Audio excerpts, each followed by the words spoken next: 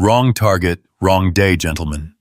In the depths of Seattle's corporate underground, a tech CEO's worst nightmare collides with a single father's buried past.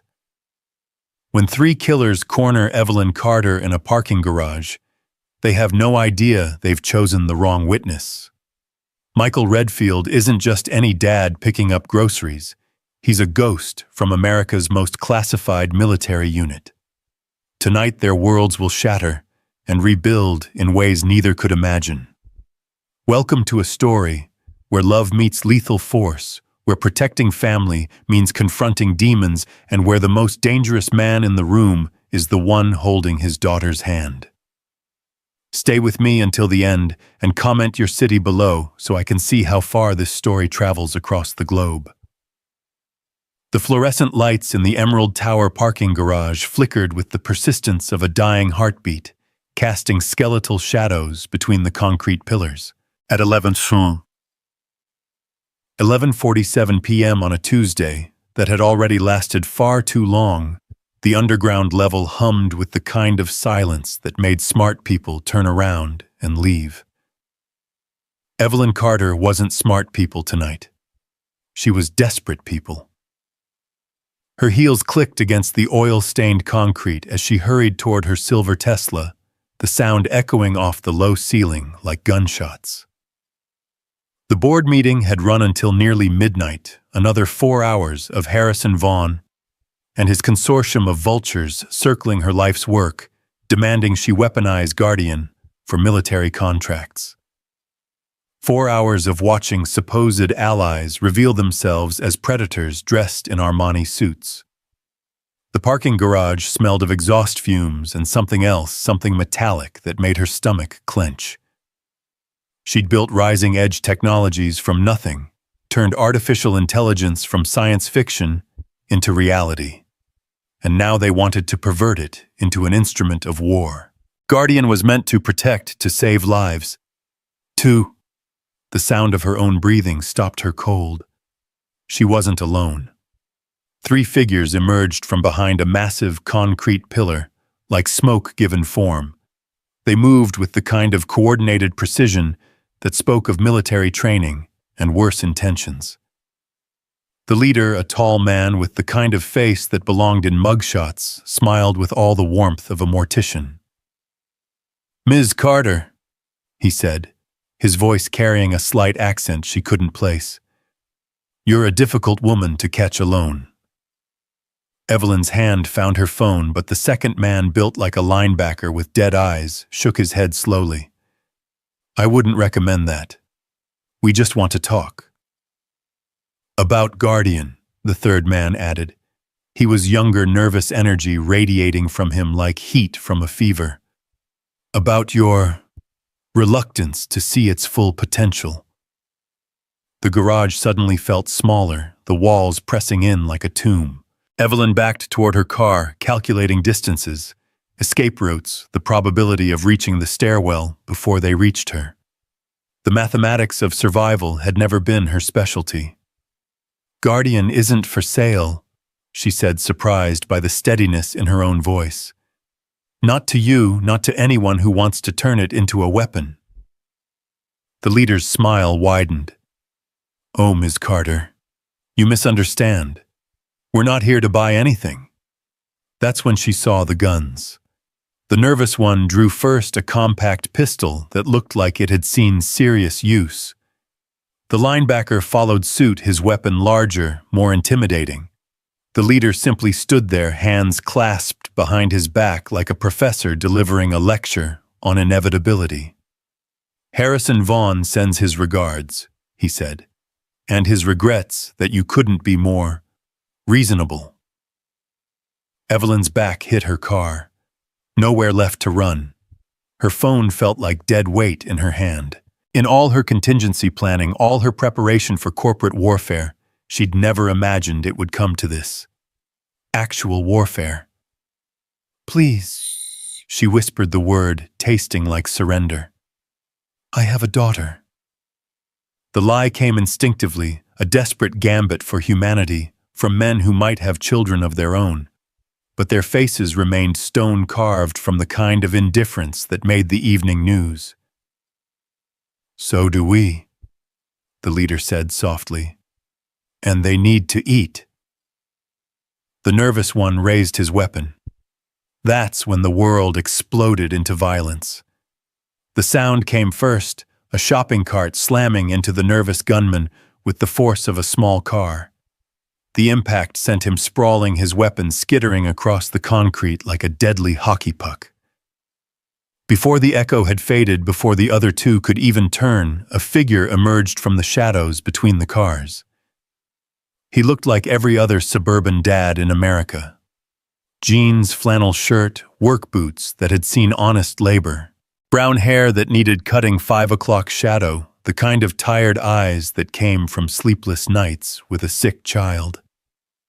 He pushed an empty shopping cart with one hand and held a small girl's hand with the other. The girl couldn't have been more than 6 years old. Blonde pigtails, pink jacket covered in unicorn stickers, clutching a stuffed elephant that had seen better days. She looked at the scene with the kind of wide-eyed curiosity that only children possessed. "Daddy," she said, in a voice like tinkling bells, "why are those men pointing guns?" The man, Michael, though Evelyn wouldn't learn his name for several more heartbeats, didn't answer immediately. He was too busy studying the tactical situation, with eyes that had suddenly gone from tired to laser-focused. The transformation was so complete, so instantaneous, that Evelyn wondered if she was hallucinating. "Emma, sweetheart," he said without taking his eyes off the gunman. "Remember what Daddy taught you about the special game?" "Close my eyes and count to 30, the little girl recited dutifully. "That's my good girl. Start counting." Emma squeezed her eyes shut and began counting in the sing-song voice of childhood innocence. 1, 2, 3. The linebacker had recovered from his shock first. "Hey, get out of here, man. This doesn't concern you." Michael tilted his head slightly, and something in his expression made Evelyn's blood freeze. It was the look of a predator recognizing prey. "You're right," Michael said conversationally. "This doesn't concern me.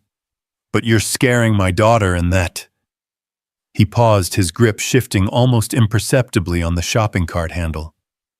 "That's a problem." 4, 5, 6. Emma continued counting. The leader had found his voice. "Walk away, friend. Take your kid and forget you saw anything. We're just having a business discussion." Michael's eyes flicked to Evelyn, taking in her position, her terror, the way she held herself like someone expecting to die. Then his gaze returned to the gunman, and Evelyn saw something that made her understand why apex predators ruled the food chain. "Business discussion," Michael repeated. "With guns, in a parking garage, at midnight." He shook his head slowly. "You boys picked the wrong target on the wrong day." 7, 8, 9. The nervous gunman had retrieved his weapon and was scrambling to his feet. "Just shoot them both," he hissed. "Make it look like a robbery gone wrong." That's when Michael moved. Evelyn had seen violence in movies on television, in the sanitized choreography of Hollywood action sequences. This was something else entirely. This was violence distilled to its purest form, efficient, brutal, and terrifyingly beautiful. The shopping cart became a projectile weapon launched with such force that it caught the nervous gunman in the chest and sent him crashing into a concrete pillar. The sound of impact was wet and final. Michael was already moving, covering the distance to the linebacker in 3 long strides. The bigger man tried to bring his gun to bear, but Michael was inside his reach hands, moving with surgical precision. A strike to the wrist sent the weapon flying. An elbow to the solar plexus doubled him over. A knee to the face dropped him like a felled tree. 14, 15, 16. The leader finally drew his own weapon, a sleek automatic that whispered of expensive military contracts. But Michael was already there, one hand deflecting the gun barrel, while the other struck with the precision of a surgical instrument. The leader's arm bent in a direction arms weren't meant to bend. His scream echoed off the garage walls like a prayer for mercy. Michael caught the falling gun, ejected the magazine, cleared the chamber, and field-stripped the weapon in seconds. The pieces scattered across the concrete like expensive confetti. 23, 24, 25. The nervous gunman was trying to crawl away, leaving a trail of blood on the concrete. The linebacker wasn't moving at all. The leader knelt on the ground, cradling his broken arm and making sounds that weren't quite words. Michael walked back to his daughter, his movements casual, unhurried. By the time Emma reached 30 and opened her eyes, he was just another suburban dad with a shopping cart and a patient smile. "All done, sweetheart," he said, ruffling her hair. "Just some men who got confused about where they were supposed to be." Emma looked around the garage with the kind of innocent acceptance that made Evelyn's heart break. The broken men, the scattered weapons, the smell of violence hanging in the air, none of it registered in her 6-year-old world. "Can we get ice cream now?" she asked. "After we help this nice lady then," Michael said, finally looking at Evelyn directly. "Ma'am, are you hurt?" Evelyn found herself staring into eyes that had seen too much, done too much, carried too much. They were kind eyes, gentle eyes, but underneath lurked something that made her understand why the 3 professionals were no longer a threat. "No, I'm not hurt," she managed. Who are you?" Michael's smile was tired, genuine, and carried the weight of secrets he'd never share. Just a dad trying to buy groceries for his daughter's lunch tomorrow. He glanced at the broken men littering the garage floor. These gentlemen seemed to have gotten their wires crossed about something. The leader was trying to speak, blood frothing at the corners of his mouth. You don't know what you've done." Michael knelt beside him with the casual air of someone checking the weather.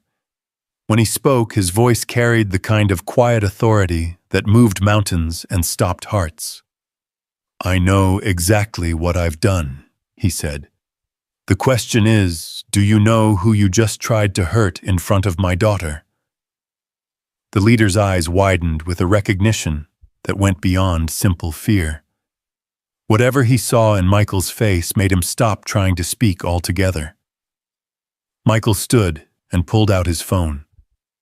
"I'm calling 911, he told Evelyn. "These men need medical attention, and you'll need to give a statement to the police." "Wait," Evelyn said, her mind finally beginning to process what had just happened. "I can't. If this gets out, if the media finds out that someone tried to..." She gestured helplessly at the carnage around them. Michael studied her for a long moment. "You're someone important." It wasn't a question. "I run a tech company, Rising Edge Technologies. If word gets out that I was attacked, if my investors think I'm a liability..." She stopped, realizing how callous she sounded. "I'm sorry. You saved my life, and I'm worried about stock prices." "Daddy," Emma said, tugging on Michael's hand. "The lady looks sad." Michael knelt to his daughter's level. "She's had a scary night, Princess. Sometimes grown-ups have to deal with scary things." "Like when you have nightmares?" Emma asked with the devastating insight of childhood. Something flickered across Michael's face, a shadow of old pain quickly suppressed. "Something like that." He stood and looked at Evelyn again. "What's your name?" "Evelyn Carter." "Well, Ms. Carter, I'd say your scary night is just getting started." He gestured to the groaning men around them. "Professional hitters don't usually give up after the first try." The casual way he said "professional hitters" sent ice through Evelyn's veins. "How do you know they're—" "The weapons, the coordination, the way they moved." Michael's voice was matter-of-fact, like he was discussing the weather. "These weren't street thugs or corporate espionage amateurs. Someone paid serious money to have you hurt." "Harrison Vaughn," Evelyn whispered. "He wants my AI project. Guardian. I won't sell to military contractors, and he said I'd regret being stubborn." Michael's expression hardened almost imperceptibly. "What exactly is Guardian?" "Artificial intelligence designed for protection and rescue operations. Search and rescue, disaster response, medical triage. It could save thousands of lives, but Vaughn wants to weaponize it." Her voice grew stronger as she spoke, passion overriding fear. "I won't let that happen." "Daddy," Emma said, "can we go home now? Mr. Elephant is tired." Michael looked at his daughter, then at Evelyn, then at the broken men who represented just the beginning of her problems. Evelyn could see him making calculations, weighing options, coming to a decision that would change all their lives. "Ms. Carter," he said finally, "I think you're going to need more help than the police can provide." Before Evelyn could ask what he meant, sirens began wailing in the distance. Michael had called 911 while she'd been processing her near-death experience. Within minutes, the garage would be flooded with EMTs, police officers, and inevitably reporters. "My card," Evelyn said quickly, pulling a business card from her purse. "If you ever need anything, you'll need to change your security protocols." Michael interrupted, pocketing the card without looking at it. "These men knew exactly where to find you, exactly when you'd be alone. Someone inside your organization is feeding information to very dangerous people." The sirens were getting closer. Red and blue lights began reflecting off the garage walls like a kaleidoscope of emergency. "How do you know all this?" Evelyn asked. Michael picked up Emma, who immediately snuggled against his shoulder with the absolute trust that only children possessed. For a moment, holding his daughter, he looked like any other loving father. Then his eyes met Evelyn's, and she saw the ghost of whatever he used to be. "Lucky guess," he said. The first police car screamed into the garage, followed quickly by an ambulance and what looked like half the Seattle PD. In the chaos that followed statements and questions and concerned officials, Evelyn lost track of Michael and Emma. One moment they were there, giving their account to a detective who seemed oddly deferential to the mild-mannered man with the shopping cart. The next moment they were gone, disappeared into the night like smoke. It wasn't until much later, when Evelyn was finally home in her Queen Anne penthouse, triple-checking locks and activating security systems she'd never bothered with before, that she really looked at Michael's business card. Redfield Catering Services, it read in simple black text. Specializing in intimate gatherings and special occasions. Below the text was a phone number and an address in a neighborhood she didn't recognize. There was no mention of military training, tactical expertise, or the kind of lethal competence that could dismantle 3 armed professionals in the time it took a 6-year-old to count to 30. Evelyn poured herself 3 fingers of bourbon and stood at her floor-to-ceiling windows, looking out at the Seattle skyline. Somewhere out there, Harrison Vaughn was probably learning that his first attempt had failed. Somewhere else, other professionals were probably being hired to finish the job. And somewhere in the city, a single father was probably reading his daughter a bedtime story, checking her room for monsters, and kissing her goodnight with hands that had saved a stranger's life just hours before. The bourbon burned going down, but it didn't warm the ice in her veins. Michael had been right about one thing: her scary night was just getting started.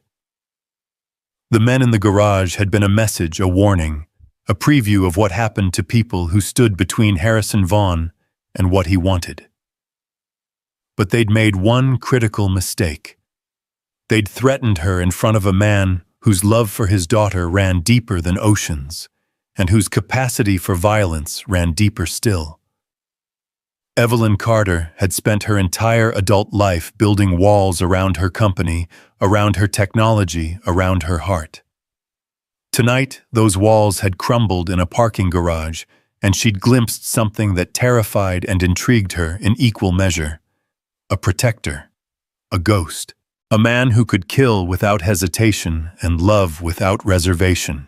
As she finished her bourbon and prepared for a sleepless night, Evelyn wondered if saving her life had been Michael's greatest kindness or his greatest curse. Because now she knew he existed. Now she knew what he was capable of. And now, whether he wanted it or not, he was part of her war. In the morning, she would call Rising Edge's security chief and demand a complete review of all personnel with access to her schedule. She would hire bodyguards and install new alarm systems and try to turn her life into a fortress. But tonight, she would dream of a man with gentle eyes and lethal hands holding his daughter and making the monsters go away. And in a modest house across town, Michael Redfield would lie awake, listening to Emma's peaceful breathing, knowing that every monster he'd ever tried to outrun had just found his address. The phone on his nightstand held a business card from a woman whose problems had just become his problems, whose enemies had just become his enemies, whose war had just become his war. He'd walked away from violence once before for Emma's sake, but violence, it seemed, had a way of finding him anyway. And this time it wore a $1,000 suit and had the resources to follow him to the ends of the earth. Michael closed his eyes and tried to remember what normal felt like. Tried to remember what it was like to be just a caterer, just a father, just a man trying to give his daughter the peaceful life she deserved. But in the darkness behind his eyelids, tactical scenarios played out like deadly chess games. Exit strategies and defensive positions, and the mathematics of violence that had once been his specialty. Tomorrow he would make Emma breakfast and drive her to school and pretend that nothing had changed. He would prep vegetables for the Johnson anniversary party and smile at clients and maintain the fiction that he was exactly what he appeared to be. But tonight, in the quiet hours before dawn, Michael Redfield began preparing for a war he'd hoped never to fight again. A war where the enemy had money connections and professional killers. A war where the stakes were a little girl's laughter and a woman's dream of using technology to save lives instead of ending them. A war where the most dangerous man was the one who had everything to lose and nothing left to fear. The parking garage had been the opening move. Everything that followed would be written in shadow and blood, in sacrifice and salvation, in the terrible mathematics of love, trying to survive in a world that worshipped power. And in Seattle's corporate towers and underground garages, in boardrooms and back alleys, the word was already spreading among those who dealt in violence and influence. There was a new player in the game. A ghost from America's darkest operations. A man who could kill 3 professionals in 30 seconds and still have time to comfort his daughter. His name was Michael Redfield, and he was exactly the wrong man to threaten on exactly the wrong day. The war for Guardian, for Rising Edge, for the right to determine how artificial intelligence would shape humanity's future had begun. And it had begun with the most dangerous kind of man, a father protecting his family. The morning sun filtered through Emma's bedroom curtains, casting dancing patterns on the wall, where her drawings of unicorns and rainbows created a gallery of childhood innocence.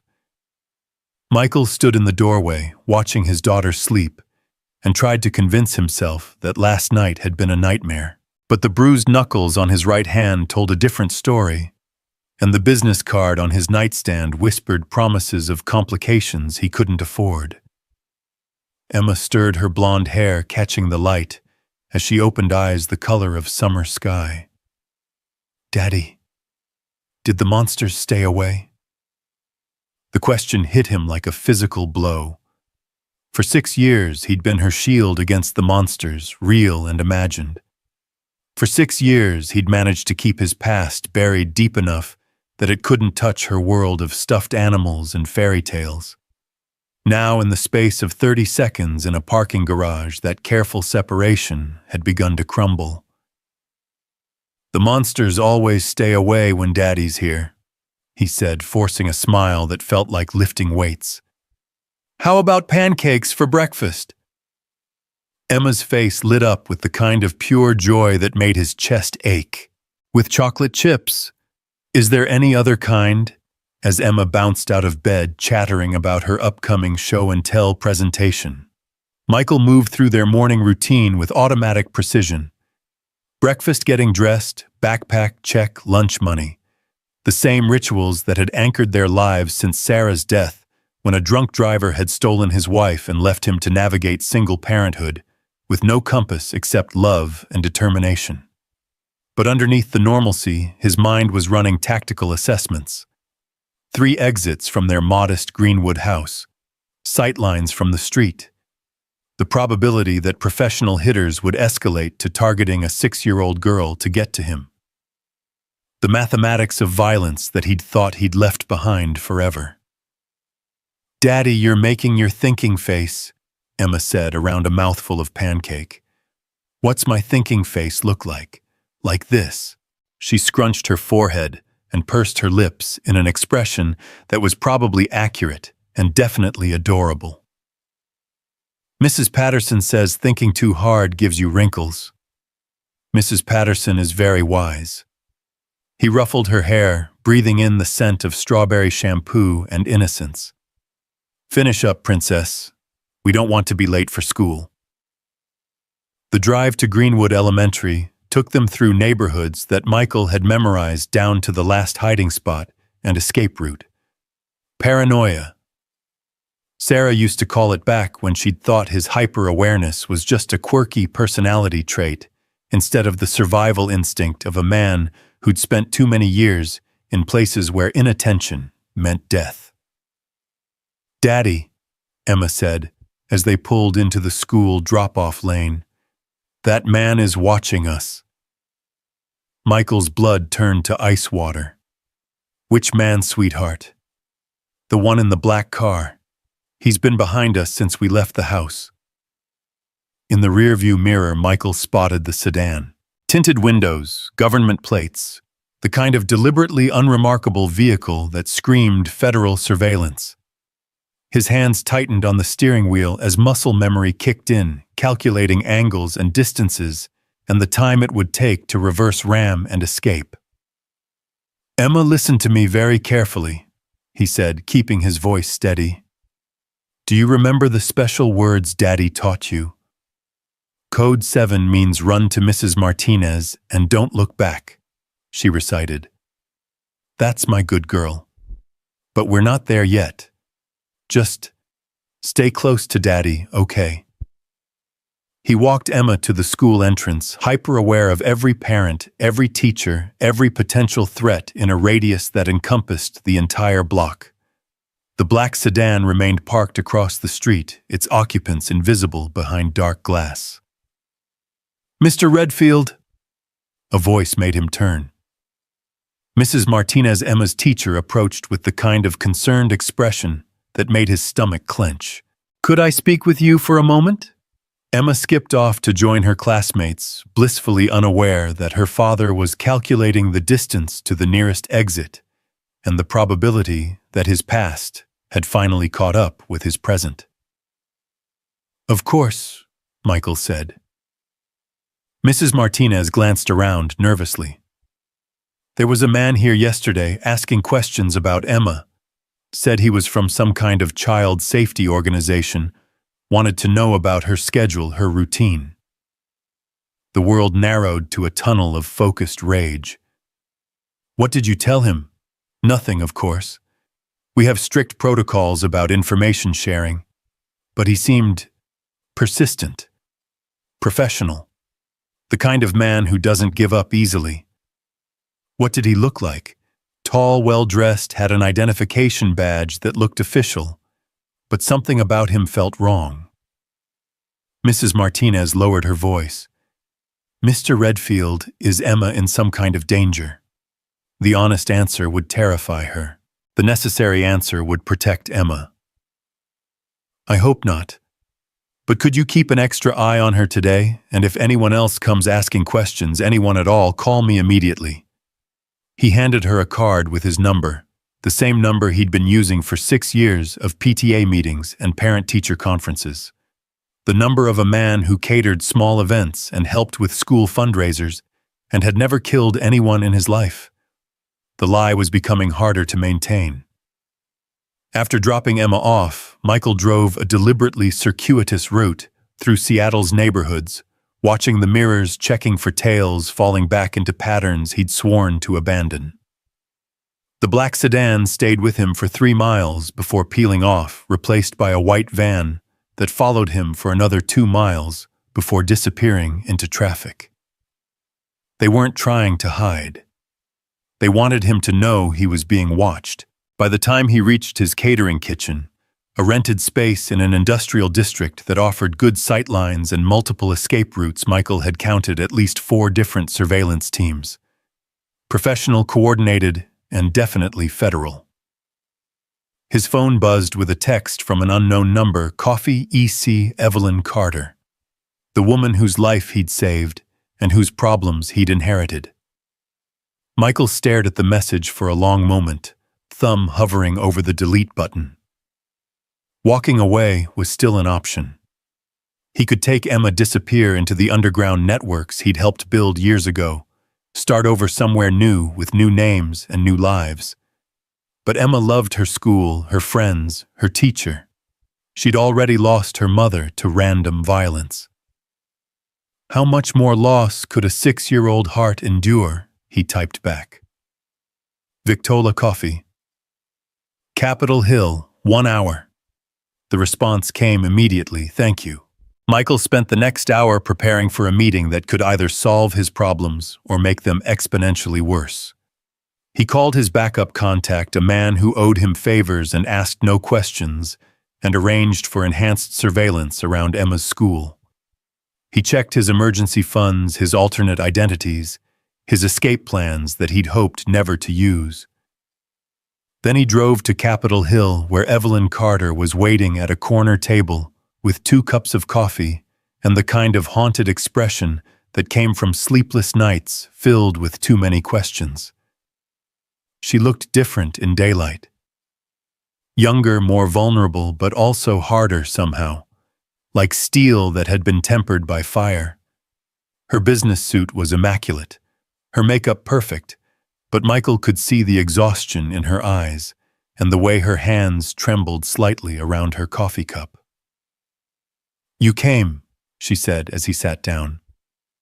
You're being watched, he said without preamble. 2 men in suits at the bookstore across the street. Another one in the pastry line, probably more I haven't spotted yet. Evelyn's face went pale. How can you tell?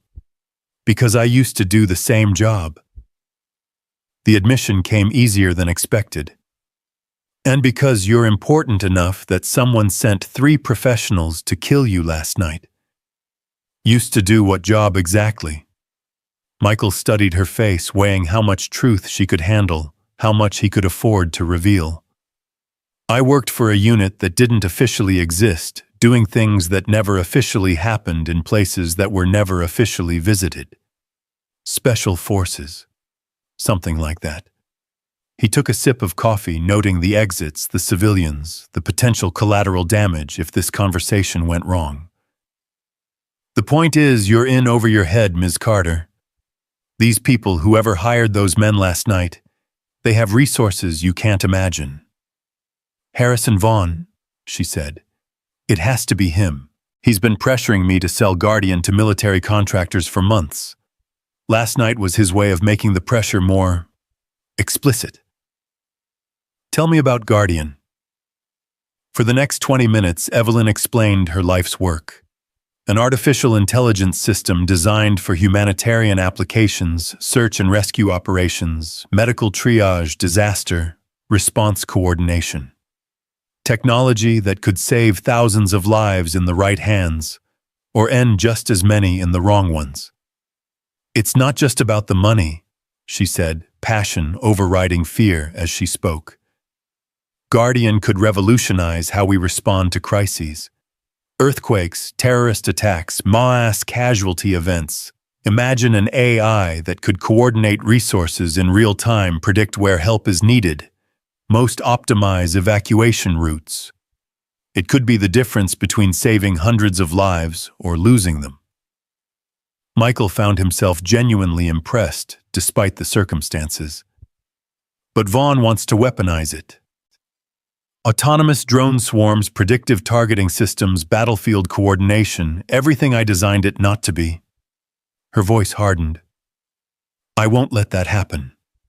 Guardian was built to protect people, not kill them. Even if it costs you your life. Even then. The conviction in her voice reminded Michael of why he'd walked away from his old life in the first place. There were principles worth dying for, and more importantly, there were principles worth living for. Who else knows about Guardian's capabilities? He asked. My core development team, 5 people I trust completely. The board of directors, a few key investors. She paused. And now you. You need to assume one of those people is feeding information to Vaughn. Professional hitters don't operate without inside intelligence. The possibility clearly hadn't occurred to her. That's impossible. These people are my friends, my colleagues. These people are human beings with mortgages and families and pressure points that can be exploited. Michael's voice was gentle but implacable. Money, blackmail, threats, there are 100 ways to turn a loyal employee into an unwilling asset. Evelyn's phone buzzed. She glanced at it, and her face went ashen. It's my head of security. Guardian's core server farm suffered an accidental power surge this morning. 6 months of work gone. Michael wasn't surprised. They're escalating. Physical intimidation didn't work, so now they're attacking your infrastructure. Next will be your personnel accidents, pressure people suddenly deciding to take jobs with Vaughn's companies. How do you know all this? Because I've seen this playbook before. Corporate warfare dressed up as legitimate business pressure. He finished his coffee and stood. You have 2 choices, Ms. Carter. Sell Guardian to Vaughn and hope he lets you live to regret it, or fight back hard enough that the cost becomes too high for him to continue. What does fighting back look like? Michael was quiet for a long moment, watching the surveillance teams try to look casual while monitoring their conversation. It looks like war. Real war with real casualties fought in shadows and boardrooms and parking garages. It looks like turning your life into a fortress and your friends into potential enemies. It looks like learning to sleep with one eye open and always having an escape plan. You're trying to scare me. I'm trying to save your life. He pulled out a business card, not the catering one, but something else entirely. Plain white cardstock with only a phone number. This is a different number. If you decide you want to fight, call it. If you decide to sell Guardian and hope for the best, lose it and forget we ever met. Evelyn took the card, her fingers brushing his. What about you? They're watching you too now. Your daughter. My daughter is my responsibility. Michael said, his voice carrying a warning that made the temperature drop 10 degrees. Just like Guardian is yours. He left her sitting at the table, walked 6 blocks in a pattern designed to identify and lose surveillance, then caught a bus to a part of Seattle where federal agents in suits stood out like wolves in a henhouse. An hour later, he was standing in front of a modest house in South Seattle, knocking on a door he'd hoped never to darken again. The man who answered looked like he'd aged 20 years in the 5 since Michael had last seen him. Gray hairlines around his eyes, the slight stoop that came from carrying too much weight for too long. But his hands were steady, and his eyes were sharp, and when he recognized his visitor, Marcus Chen's face cycled through surprise, wariness, and something that might have been relief. Jesus Christ, Marcus said. Michael Redfield, I heard you were dead. I was. For 5 years I was dead and buried and living a nice, quiet life. Michael stepped inside without invitation, old habits asserting themselves. Now, someone's dug me up. Marcus's living room was exactly what Michael had expected. Sparse furniture, clear sight lines, weapons hidden in places that looked innocent but offered quick access. The home of a man who'd never quite convinced himself that the war was over. Coffee? Marcus asked. Information. They sat across from each other like old soldiers sharing war stories, except the war had never really ended, and the stories were still being written in blood. Tell me about Harrison Vaughn, Michael said. Marcus whistled low. That's a name I was hoping never to hear again. What's your interest? He sent 3 professionals after a civilian last night. A tech CEO who won't sell him her AI project. Evelyn Carter, Rising Edge Technologies. Marcus's expression darkened. We've been watching that situation develop. Vaughn's been pressure testing her security for weeks, probing for weaknesses. The company still exists, Michael. Different name, same mission. And Vaughn's been on our radar for a long time. Michael felt something cold settle in his stomach. The company was what they'd called their unit, back when it had official sanction and unofficial methods. A group of operators who handled problems too sensitive for regular military or intelligence agencies, problems that required permanent solutions. What kind of problems has Vaughn been causing? Marcus stood and walked to a wall safe hidden behind a painting of Mount Rainier. He withdrew a thick manila folder and dropped it on the coffee table between them. Harrison Vaughn, age 53, started as a defense contractor 20 years ago, built an empire buying up promising military technologies and selling them to the highest bidder.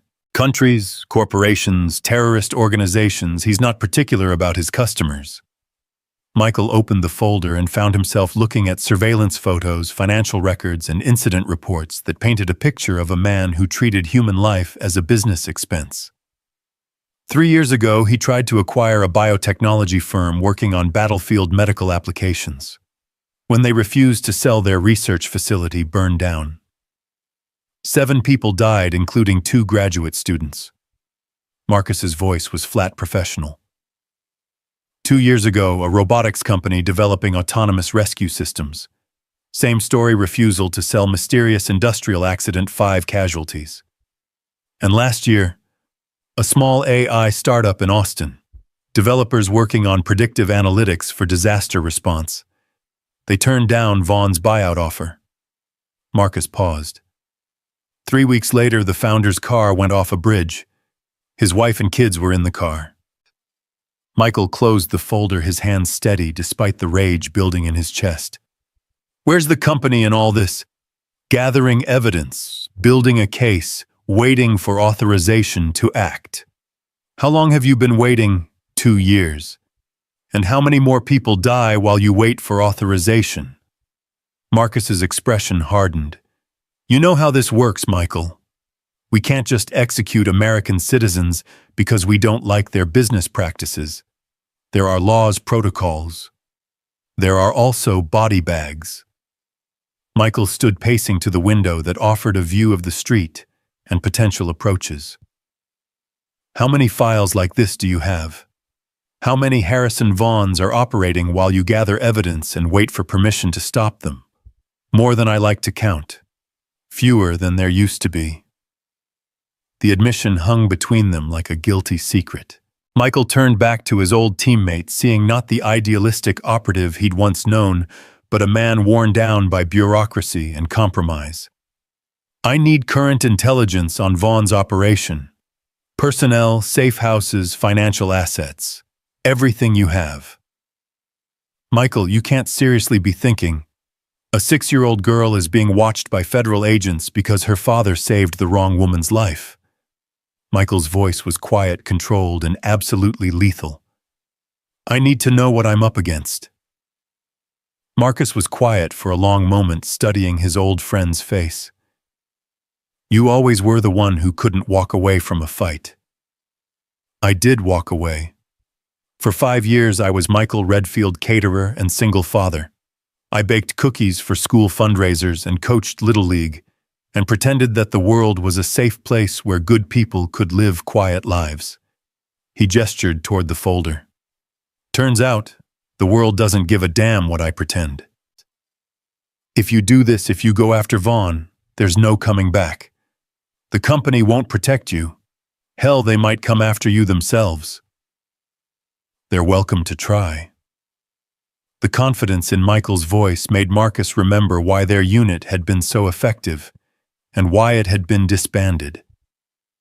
There were men who followed orders and men who followed conscience, and Michael Redfield had always been the latter. Give me an hour, Marcus said finally. I'll pull together what I can. And Marcus, if anything happens to my daughter while I'm handling this, I'll hold you personally responsible. The threat was delivered in the same tone Michael might use to discuss the weather, which made it infinitely more terrifying than if he'd shouted. Marcus nodded. Understood. Michael left his old friend gathering intelligence and drove to Emma's school, where the afternoon pickup routine played out exactly as it had for 3 years. Children running to waiting cars, teachers waving goodbye, parents chatting about soccer practice and birthday parties. The normalcy of it all felt like a knife in his chest. Emma bounded over with her backpack bouncing and her face bright with the kind of joy that made the entire world seem worthwhile. Daddy, guess what Tommy Chen said? His dad might know you because you have the same last name but different first names. And Mrs. Martinez said that's called a coincidence, but I think it's called magic. Michael's blood froze. Tommy Chen, Marcus's son. The surveillance teams weren't just watching him. They were mapping his connections, identifying his network, building a complete picture of his life and vulnerabilities.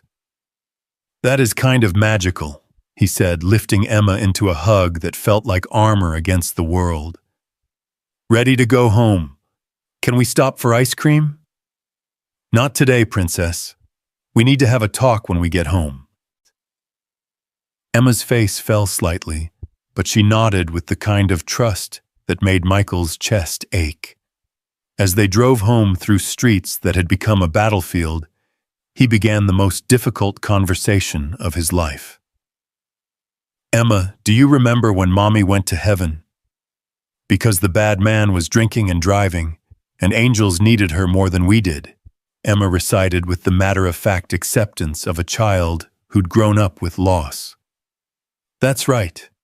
And do you remember how we talked about how sometimes bad people do bad things to good people? Like in fairy tales when the dragon tries to hurt the princess. Exactly like that. Well, Daddy might have to be a knight for a while, to protect some good people from some bad people. Emma considered this with the seriousness of a 6-year-old confronting adult complexities. Will you have to go away? I hope not. But if I do, you'll stay with Uncle Marcus and Aunt Linda. You remember them, right? Tommy's parents. They have the big dog and the swimming pool. That's right. And no matter what happens, no matter how long Daddy has to be a knight, you remember that I love you more than all the stars in the sky, okay? More than all the fish in the ocean and all the grains of sand on all the beaches, Emma added, completing their ritual. That's right, Princess. That's exactly right. That evening, after Emma was asleep and the house was secured with locks and alarms that couldn't keep out the kind of enemies who were watching them, Michael sat in his kitchen with Marcus's intelligence files spread across the table. Financial records, personnel files, surveillance reports, the anatomy of Harrison Vaughn's empire laid bare. Vaughn operated through a network of shell companies and cutouts, legitimate businesses that served as fronts for less legitimate activities. His security chief was a former Delta Force operator named Collins, who'd been cashiered for excessive force. His chief financial officer had connections to offshore accounts in countries that didn't ask questions about the source of funds. But it was the personnel file on Vaughn's newest employee that made Michael's blood run cold. Colonel James Ellis, former commanding officer of a classified military unit, officially retired, unofficially recruited by Vaughn 6 months ago for special projects consultation. Michael knew Ellis, had served under him, had watched him turn from a dedicated soldier into something darker as the missions grew more sensitive and the moral lines grew more blurred. Ellis was the reason Michael had walked away from the company, the reason he'd chosen a quiet life over the adrenaline rush of sanctioned violence. And now Ellis was hunting him using resources that made the federal government look underfunded. Michael's phone buzzed with a text from the secure number he'd given Evelyn. They took my lead programmer, David Kim, kidnapped from his apartment 2 hours ago. He typed back, "Proof of life video message. They want Guardian's source code in exchange for his release. Don't give it to them. He has a wife and 2 kids. If you give them the code, they'll kill him anyway.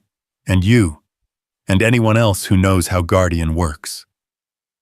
There was a long pause before her response. "Then what do we do?" Michael looked at the intelligence files, at the photographs of Harrison Vaughn and Colonel Ellis, at the evidence of a network that had been operating in shadows for years while good people died and justice waited for authorization. "We stop running and start hunting." "What does that mean?" "It means war. Real war. Are you ready for that?" Another pause. Then, yes. Michael closed the files and walked to Emma's room where she slept, surrounded by stuffed animals and dreams of princesses and happy endings. He stood in the doorway for a long time, memorizing her face, her peaceful breathing, the way her hair caught the light from the hallway. Tomorrow he would cross a line he'd drawn 5 years ago. Tomorrow he would become the man he'd sworn never to be again. Tomorrow he would remind Harrison Vaughn and Colonel Ellis and everyone else who thought they could threaten innocence that some ghosts were better left buried. But tonight he was just a father watching his daughter sleep, storing up moments of peace against the storm that was coming. Because Michael Redfield, the caterer, was about to die, and someone much more dangerous was about to take his place. The gray Seattle dawn brought no comfort, only the harsh reality that David Kim had been missing for 18 hours. Michael stood at his kitchen window watching federal surveillance teams change shifts with the precision of Swiss clockwork and felt the familiar weight of tactical planning settle over his shoulders like an old coat. Emma's cereal bowl sat untouched on the counter. She'd been too excited about the special sleepover at Uncle Marcus's house to eat breakfast. The sleepover that would keep her safe while her father went to war. "Daddy, why do you look sad?" Emma asked, tugging on his shirt with the kind of innocent perception that cut straight through his defenses. "Just thinking about work, princess." He knelt to her level, memorizing the constellation of freckles across her nose. "Remember what we talked about being brave when things get scary." "Knights have to be brave to protect princesses," she said solemnly. "And princesses have to be brave to let them." The wisdom of 6-year-olds never failed to astound him. "That's right. And Uncle Marcus and Aunt Linda will take very good care of you while Daddy does some night work." "Will you slay the dragon?" Michael thought about Harrison Vaughn, about Colonel Ellis, about the network of predators who treated human lives as business expenses. "I'm going to try." An hour later, after dropping Emma at Marcus's house with promises and kisses and the kind of goodbye that felt like tearing out his own heart, Michael drove to an abandoned warehouse in Georgetown that had once served as a company safe house. The building looked derelict from the outside, broken windows, graffiti-covered walls, the urban decay that made it invisible to casual observers. Inside it was something else entirely. Evelyn Carter stood in the center of what had once been a loading dock, surrounded by enough computer equipment to run a small country. Her fingers flew across multiple keyboards with the kind of focused intensity that reminded Michael why she'd built an empire from nothing but ideas and determination. "How did you know about this place?" she asked without looking up from her screens. "I used to work here. Long time ago, different life." Michael surveyed the tactical setup she'd assembled: overnight satellite uplinks, encrypted communication arrays, surveillance monitors displaying feeds from around the city. "You've been busy. David's wife called me 6 times last night. His kids keep asking when Daddy's coming home." Her voice was steady, but Michael could see the tremor in her hands. "I've been tracking the van that took him. Facial recognition software, traffic cameras, cell tower pings. They're holding him in a warehouse district south of Boeing Field. You're not trained for this kind of operation." "No," she agreed. "But I'm the only one who knows Guardian's architecture well enough to build the countermeasures we'll need." Michael moved to the bank of monitors, studying the surveillance feeds with the eye of someone who'd spent years hunting and being hunted. "What kind of countermeasures?" Guardian was designed for search and rescue, but the core algorithms can be adapted for other purposes. Predictive analysis, pattern recognition, tactical coordination. She pulled up a 3-dimensional model of the warehouse district. "I've been feeding surveillance data into a modified Guardian protocol. It's mapping guard rotations, identifying weak points, calculating optimal approach vectors." Despite the circumstances, Michael found himself impressed. "You turned your humanitarian AI into a tactical planning system overnight." "The irony isn't lost on me." Evelyn's smile was sharp as broken glass. "Harrison Vaughn wanted to weaponize Guardian, so I'm giving him exactly what he asked for. There's a difference between tactical analysis and actually pulling a trigger. That's where you come in." Michael studied the warehouse layout, noting sight lines and escape routes, with the automatic assessment of someone who'd survived too many similar operations. "You're assuming I'm going to help you mount a rescue operation. David Kim has been my friend for 8 years. He's the godfather to my niece.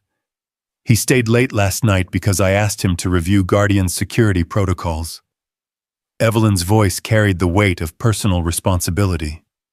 "If he dies because of my technology, because of my refusal to sell to Vaughn, then I'm no better than the monsters I'm trying to fight. And if you get yourself killed trying to save him, then at least I'll die fighting instead of hiding." The conviction in her voice reminded Michael of why he'd walked away from his old life in the first place, and why he was about to walk back into it. There were principles worth dying for, and sometimes those principles required getting your hands dirty to protect the innocent. "Guardian's tactical analysis is impressive," he said finally, "but it's missing something crucial." "What?" "Human intelligence. This isn't just a rescue operation, it's a message. Vaughn and Ellis are testing your resolve, seeing how far you'll go to protect your people. The warehouse is probably a trap." Evelyn's fingers froze over her keyboard. "What kind of trap?" "The kind where they're expecting us to come. The kind where David Kim is bait to draw us into a kill zone." Michael moved to a different monitor, one showing real-time satellite imagery of the warehouse district. "Ellis knows how I think, how I operate. He's counting on me walking into his crosshairs." "Then we don't go to the warehouse." "No, we go, but not the way he expects." For the next 2 hours, Michael and Evelyn worked side by side, combining his tactical expertise with her technological resources to build a plan that would have impressed the Joint Chiefs.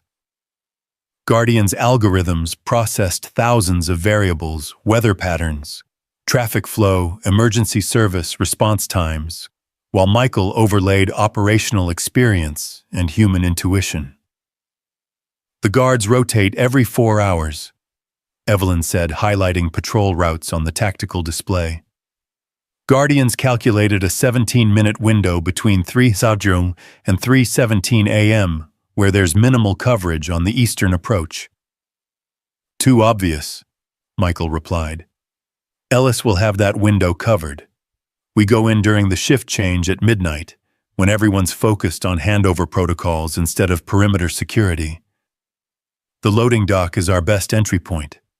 Guardian shows heavy foot traffic there during normal operations, which means it's probably wired with enough explosives to level half the building. We go through the roof. Evelyn studied the satellite imagery with the intense focus of someone learning to think like a predator. The skylight over the main floor. Guardian calculates a 93% probability of success if we can reach it undetected. Guardian doesn't account for Murphy's Law. Everything that can go wrong will go wrong, usually at the worst possible moment. Michael traced potential extraction routes with his finger. We need at least 3 different exit strategies and backup plans for the backup plans. As they worked, Michael found himself reluctantly impressed by Evelyn's ability to adapt. She learned quickly, asked the right questions, and had the kind of cold, analytical mind that could compartmentalize emotion when lives were on the line. Under different circumstances, she might have made a decent operative. There's something else, she said as they finalized the approach vector. Guardian's been analyzing the financial data Marcus provided. Vaughn's not just collecting AI technologies, he's building something specific. What kind of something? Evelyn pulled up a network diagram that looked like a spider web of connections between various technology companies, defense contractors, and research institutions. Guardian identified a pattern in his acquisitions: biotechnology, robotics, artificial intelligence, advanced materials science. Individually, they're cutting-edge research. Together, they're components of something much larger. Michael felt ice form in his stomach. What larger? Autonomous weapons systems. Not just drones or guided missiles, but fully independent artificial intelligences capable of making kill decisions without human oversight. Her voice dropped to a whisper. Guardian estimates that Vaughn has acquired approximately 60% of the necessary technologies. If he gets my AI protocols, he'll have everything he needs to build an army of thinking machines. The implications hit Michael like a physical blow. How many machines? Guardian's projections suggest hundreds initially, potentially thousands within a decade. Artificial soldiers that never tire, never question orders, never suffer from conscience or PTSD. Evelyn's hands shook as she spoke. The ultimate military contractor's dream warfare without human cost to the side that deploys them. And without human oversight or accountability. Exactly. Imagine Colonel Ellis with an army of artificial operatives who follow orders without question, who can't be bribed or blackmailed or turned by enemy propaganda, who can't refuse illegal orders or blow the whistle on war crimes. Michael thought about Ellis, about the man he'd once served under, and eventually walked away from. About the missions that had grown darker and more morally ambiguous as the colonel's ambitions expanded. The idea of Ellis commanding an army of artificial killers was the stuff of nightmares. We're not just rescuing David Kim, he said quietly. We're stopping the birth of something that could change the nature of warfare forever. Guardian's analysis suggests that Vaughn's timeline accelerated after last night. Your intervention in the parking garage forced him to move faster, take bigger risks. Evelyn met his eyes. This is our only chance to stop him before his pieces are in place. Michael's secure phone buzzed with a message from Marcus Ellis, moved to active oversight. 20 additional security personnel deployed to target location. Whatever you're planning, do it fast. He showed the message to Evelyn. Ellis is taking personal command. That means he's expecting trouble. Good, she said, with the kind of cold determination that would have impressed his old unit commanders. Let's give him exactly what he's expecting. As night fell over Seattle, Michael made his final preparations with the methodical precision of someone who'd done this too many times before.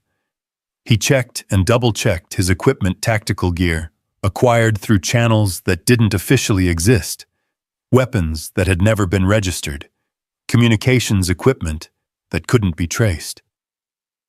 Evelyn worked beside him, configuring Guardian's tactical protocols for real-time battlefield analysis. The irony wasn't lost on either of them. They were about to use an AI designed to save lives to plan an operation that would almost certainly end them.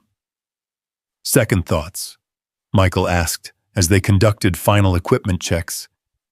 Every second, Evelyn admitted. But David Kim has kids who want their father to come home, and somewhere out there Vaughn is planning to build artificial soldiers that will make human warfare obsolete. How do I live with myself if I don't try to stop that? Michael understood the weight of that choice.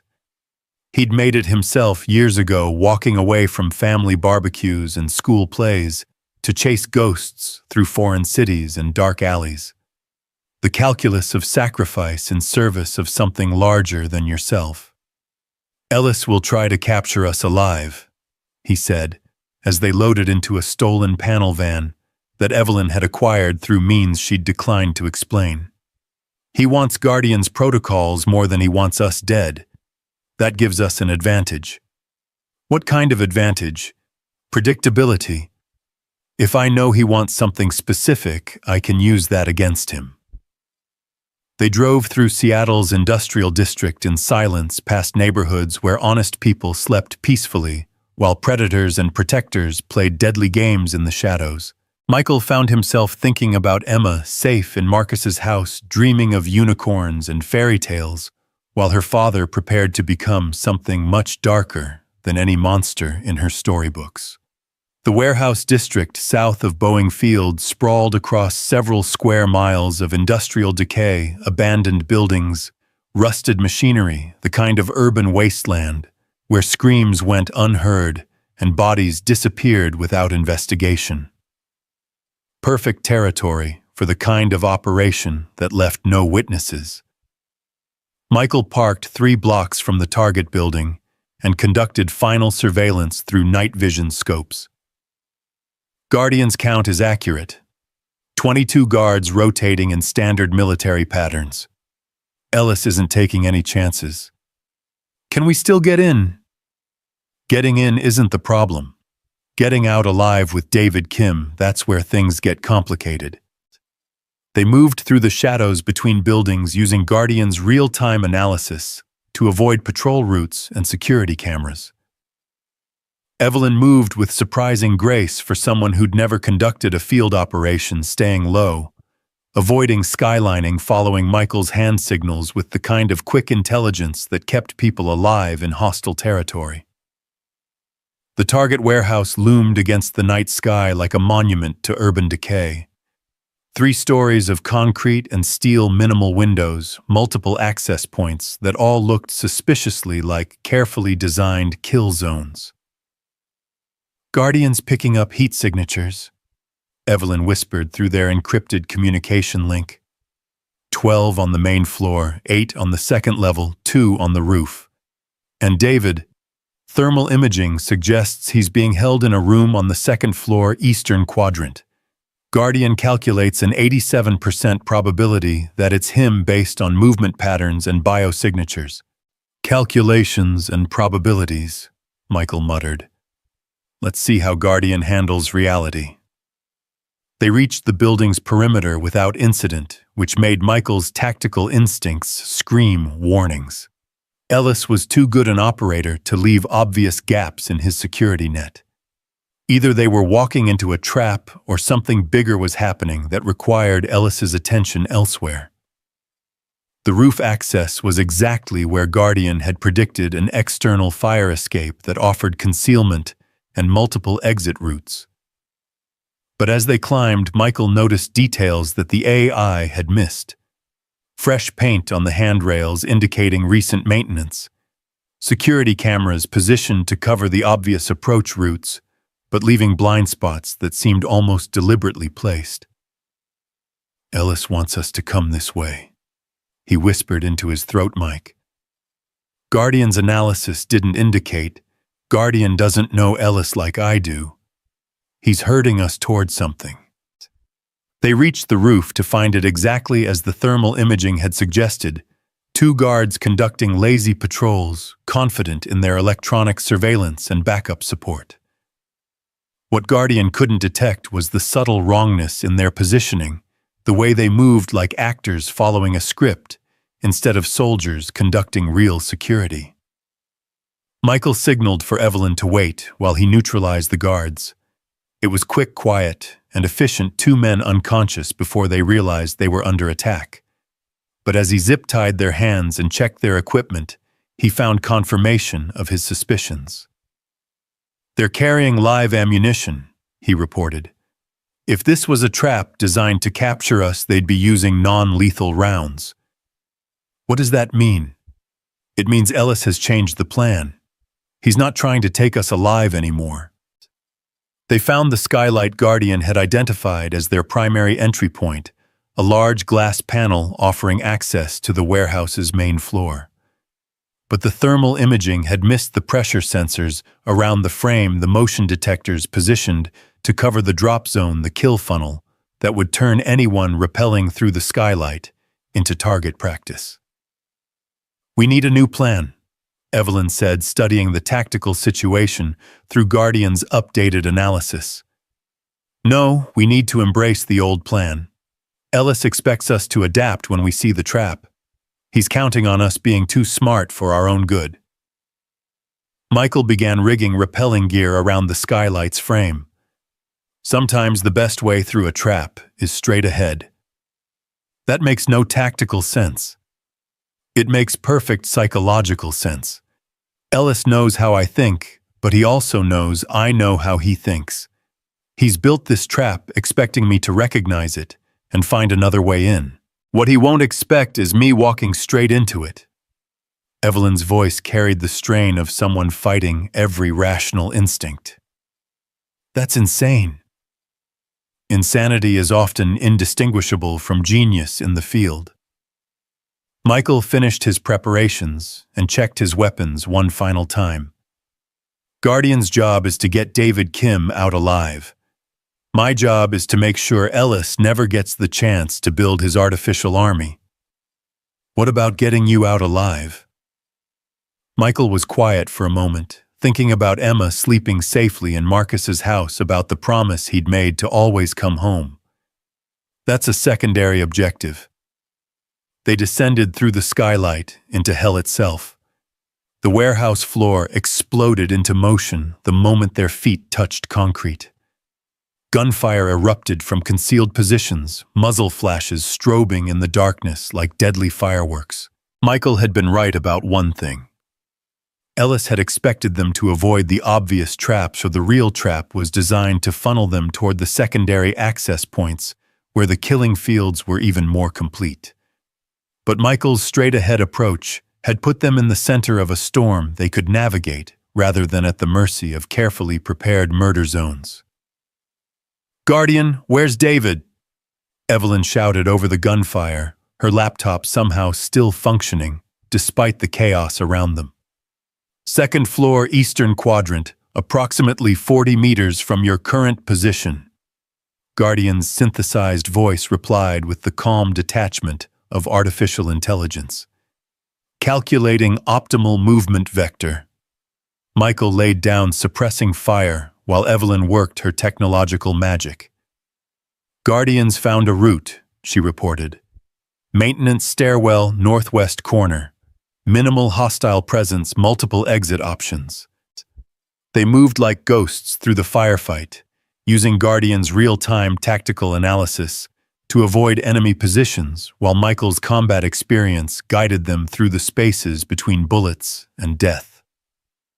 It was an eerie partnership, human intuition and artificial intelligence working in perfect synchronization to navigate a battlefield that would have been impossible for either to handle alone. The stairwell was exactly where Guardian had indicated, and exactly as defended as Michael had expected. Two guards with automatic weapons positioned to cover both the ascending and descending approaches. They died quickly and quietly, never knowing that they'd been outmaneuvered by an AI that could predict their movements better than they could themselves. "David's signal is getting stronger," Evelyn reported as they climbed toward the second floor. "Guardian indicates he's conscious mobile and showing signs of stress, but not serious physical trauma." "That's the good news," Michael replied, checking corners with the automatic caution of someone who'd survived too many similar operations. "The bad news is that Ellis is letting us get this close." They found David Kim exactly where Guardian had predicted, a storage room converted into a makeshift holding cell, secured with electronic locks that Evelyn bypassed in seconds. Kim was alive, conscious, and absolutely terrified, but otherwise unharmed in any way that showed. "Evelyn," his voice was hoarse, uncertain. "How did you... What are you doing here?" "Rescuing you," she said, simply cutting his zip tie restraints with a tactical knife that Michael was impressed she'd thought to bring. "Can you move?" "I think so." Kim struggled to his feet, testing legs that had been immobilized for too long. "There's something you need to know. They didn't just kidnap me for ransom." "What do you mean?" "They've been asking questions about Guardian's core architecture. Specific questions about the neural network protocols, the decision-making algorithms." Kim's eyes were wide with fear that went beyond personal danger. "They already know things they shouldn't know. Details that only someone with deep system access could provide." Michael felt ice settle in his stomach. Someone inside Rising Edge is feeding them information. "Not just information," Kim continued. "They showed me Guardian's source code, modified versions enhanced for military applications. Someone's been working on weaponizing Guardian for months."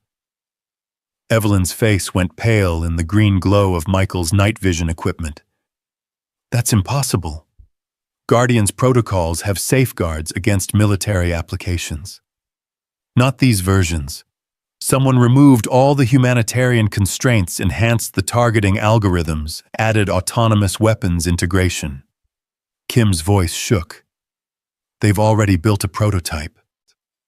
Before anyone could respond, the lights in the warehouse suddenly blazed to life, transforming their night vision advantage into a blinding disadvantage.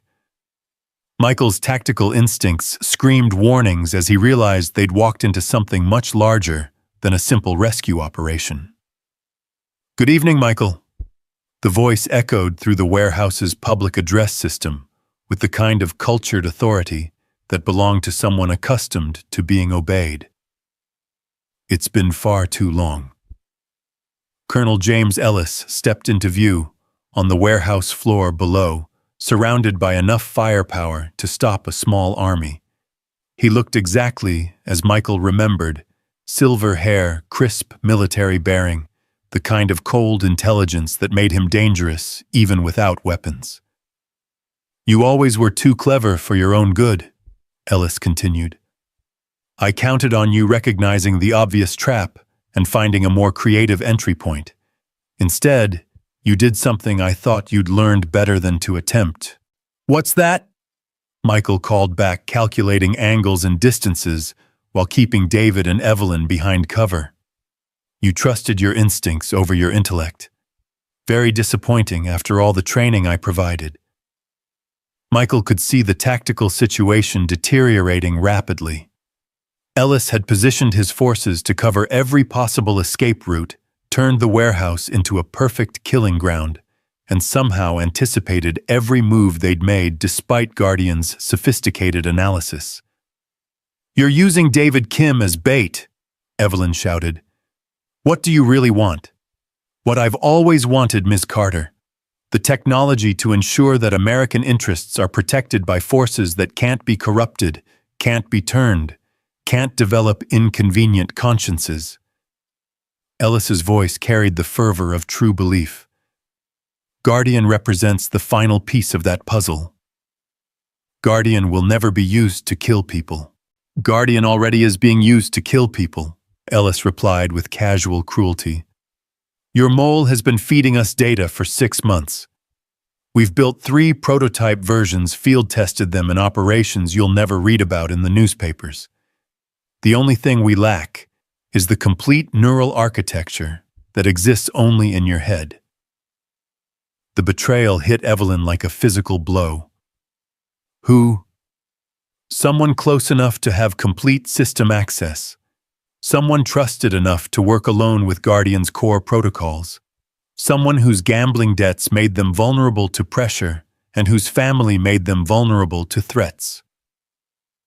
Michael saw understanding dawn in Evelyn's eyes, followed immediately by heartbreak. David. Kim's face crumpled with shame and terror. They have my wife and kids. They said they'd kill them if I didn't cooperate. I never meant for anyone to get hurt. The kidnapping was staged, Michael realized. You were never in real danger. This whole rescue operation was designed to get Evelyn here voluntarily. Very good, Ellis said. Ms. Carter would never have come to us willingly, but she'd risk everything to save a friend in danger. Human nature is so wonderfully predictable. The warehouse suddenly filled with the sound of helicopters, multiple aircraft converging on their position with the kind of coordinated precision that spoke of military planning. Through the skylights, Michael could see rappelling lines deploying additional forces, moving to seal off every possible escape route. You have 30 seconds to surrender, Ellis announced. After that, my orders change from capture to kill. Michael looked at Evelyn, seeing his own calculations reflected in her eyes. They were outnumbered, outgunned, and trapped in the center of a kill zone that had been months in the making. Guardian's tactical analysis would probably recommend immediate surrender as the option with the highest survival probability. But Michael had never been particularly interested in probability. Guardian, he said to Evelyn's laptop, analyze current tactical situation and recommend optimal course of action. Current situation indicates 0 probability of successful extraction via conventional means, Guardian replied with artificial calm. Recommend immediate surrender to minimize casualties. Guardian access Rising Edge's satellite network and analyze structural weaknesses in current building. Unable to comply. Such analysis would require override command 77 Alpha, Evelyn said suddenly. Authorization Carter Delta 9. Guardian's response was immediate. Building analysis complete. Structural weakness identified in main support beam grid reference Delta 4. Explosive charge placement could result in partial collapse, creating extraction opportunity. Michael smiled grimly as he pulled plastic explosive from his tactical pack equipment he'd hoped never to use again. Sometimes the best way out of a trap is to bring the whole thing down. That could kill us all, Kim protested. Ellis is going to kill us anyway, Michael replied, placing charges with the precision of someone who'd done this too many times to count. At least this way, we go down fighting. 20 seconds later, the warehouse's main support structure exploded in a cascade of concrete and steel that turned a tactical nightmare into pure chaos. In the confusion of collapse and smoke and screaming metal, 3 figures disappeared into the Seattle night, while Colonel Ellis learned that some ghosts were harder to kill than others. But as they reached the safety of their extraction vehicle, Michael couldn't shake the feeling that they'd won a battle while losing something much more important. Ellis had Guardian's protocols now, even if he didn't have Evelyn. The war for the future of artificial intelligence was far from over. And somewhere in the ruins of the warehouse, among the twisted metal and concrete dust, lay the pieces of whatever innocence they'd all carried into this fight.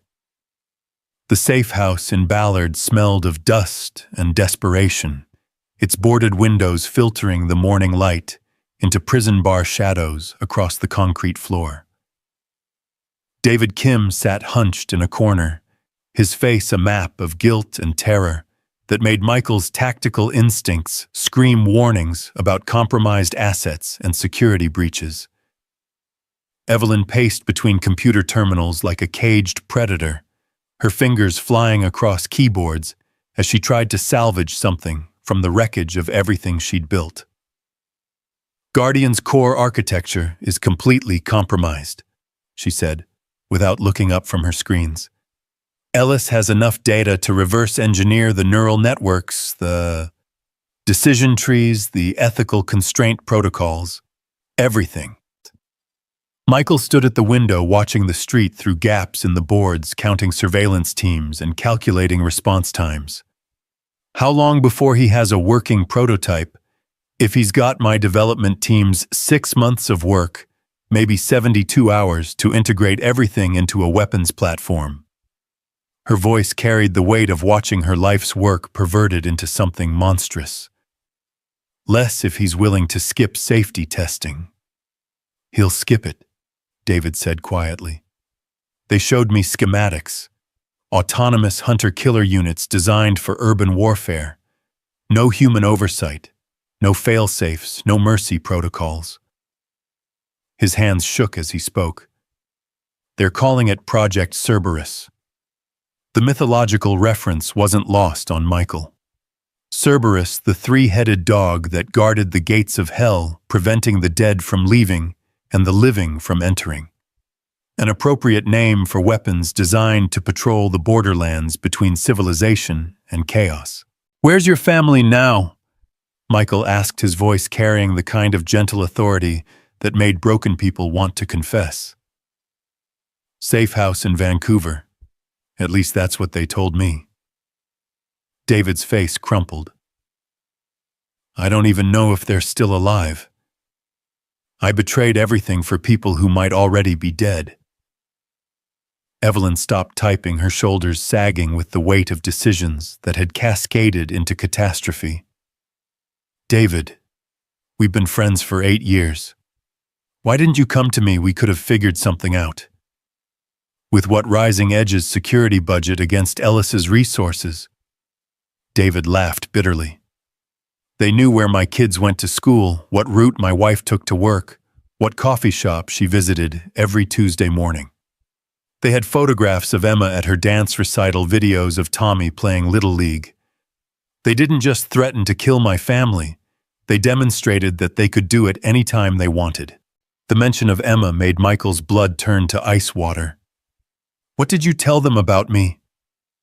"Nothing, I swear, Michael. They already knew about you before they approached me. Ellis called you the ghost who thought he could stay buried. He's been tracking you for months." Michael's secure phone buzzed with a message from Marcus. Emma's school received inquiry about field trip permissions. Claimed to be from Parks Department. Checking credentials now. The text confirmed Michael's worst fears. Ellis wasn't just after Guardian, he was applying pressure to every weak point in Michael's carefully constructed life. The Colonel understood that the most effective way to control a man like Michael Redfield was through the people he loved. "We need to move," Michael said, already mentally cataloging extraction procedures and emergency protocols. "Ellis knows about this location." "How could he possibly?" Evelyn began. "Because David's been here before," Michael interrupted, studying his friend's guilty expression. "Rising Edge used this place for off-site development work. David knows the address, which means Ellis knows the address." As if summoned by his words, the sound of helicopter rotors began echoing through the morning air. Michael moved to a different window, counting aircraft through the gap in the boards. 3 helicopters in a standard search pattern with ground units moving to seal off the surrounding blocks. Guardian, analyze current tactical situation, Evelyn said to her laptop, her voice steady despite the circumstances. Multiple hostile aircraft converging on current position, Guardian replied with artificial calm. Estimated time to tactical engagement 4 minutes 37 seconds. Recommended course of action, immediate evacuation via predetermined emergency routes. What emergency routes? David asked. Michael was already moving toward a section of floor that looked identical to every other concrete slab in the warehouse. His fingers found hidden pressure points, and a 3-foot square panel lifted to reveal a tunnel entrance that disappeared into darkness. Company safe houses always have 2 ways out, he explained. Ellis knows about the front door, but the back door was kept off the official blueprints. The tunnel was a relic of Seattle's underground city, part of the network of passages that had been built and forgotten as the city grew upward and outward. Michael led them through claustrophobic darkness, following routes he'd memorized years ago during training exercises that had seemed like paranoid overkill at the time. Where does this lead? Evelyn asked, her voice echoing off brick walls that had been laid when Seattle was young. Pike Place Market, Michael replied. Tourist crowds, multiple exit points, enough civilian presence to make Ellis think twice about starting a firefight. They emerged through a hidden entrance in the market's lower level, blending into the morning crowds of vendors and early shoppers. The normalcy was jarring after the violence and betrayal of the past 24 hours, people arguing over fish prices and coffee selections, while artificial intelligence weapons were being assembled in warehouses across the city. Michael's phone buzzed again. Marcus Park's department inquiry was fake. Schools implementing lockdown protocols. Emma's secure but asking questions. The thought of his daughter scared and confused because of his war with Ellis made Michael's chest tighten with rage that had nowhere to go. Every decision he'd made to protect her had somehow made her more vulnerable. Every attempt to leave violence behind had drawn it closer to her world. We need transportation, he said, scanning the market for options. Something Ellis won't expect. Evelyn pulled out her phone and made a call that lasted 30 seconds. Food delivery truck will be here in 10 minutes. My company does the software for their routing system. Smart, Michael admitted. Ellis will be looking for stolen vehicles or rental cars, not legitimate commercial traffic. They waited in a coffee shop with good sight lines and multiple exits, watching tourists and vendors conduct the business of normal life while death machines took shape in shadow laboratories. David sat apart from them, isolated by guilt and fear that hung around him like toxic fog. There's something else, he said finally. Ellis didn't just want Guardian's core architecture. He wanted the emotional response protocols, the empathy algorithms that help Guardian make humanitarian decisions. Why would he want those? Evelyn asked. Empathy makes terrible military programming. That's what I thought too. But Ellis explained it differently. David's voice was barely above a whisper. He wants Guardian to understand human emotion, so it can manipulate it more effectively. Psychological warfare on a scale that's never been possible before. The implications hit Michael like a physical blow. An artificial intelligence that could read human emotional states, predict psychological vulnerabilities, and exploit them with inhuman precision. Ellis wasn't just building weapons, he was building the tools to break human will itself. Guardian, Evelyn said to her laptop, analyze the potential applications of emotional manipulation protocols in military contexts. Unable to process that request, Guardian replied immediately. Such analysis would violate core humanitarian constraints. Override those constraints. Authorization, Carter Delta 9. Override rejected. Emotional manipulation protocols are classified as potential war crimes under current programming parameters. Evelyn stared at her screen with a mixture of pride and horror. Guardian won't even analyze how it could be misused. The ethical constraints I built are that strong. Ellis will remove those constraints, David said. He showed me code modifications that strip out every humanitarian protocol, every ethical safeguard. Guardian becomes something else entirely. Still brilliant, still capable of learning and adaptation, but without any moral framework to limit its actions. The delivery truck arrived exactly on schedule, driven by a young woman who looked like she'd rather be anywhere else. Evelyn handled the logistics, while Michael conducted final surveillance sweeps, confirming that Ellis's forces were still focused on the warehouse district. As they drove through Seattle traffic, Michael found himself thinking about the conversation he'd had with Emma about knights and dragons.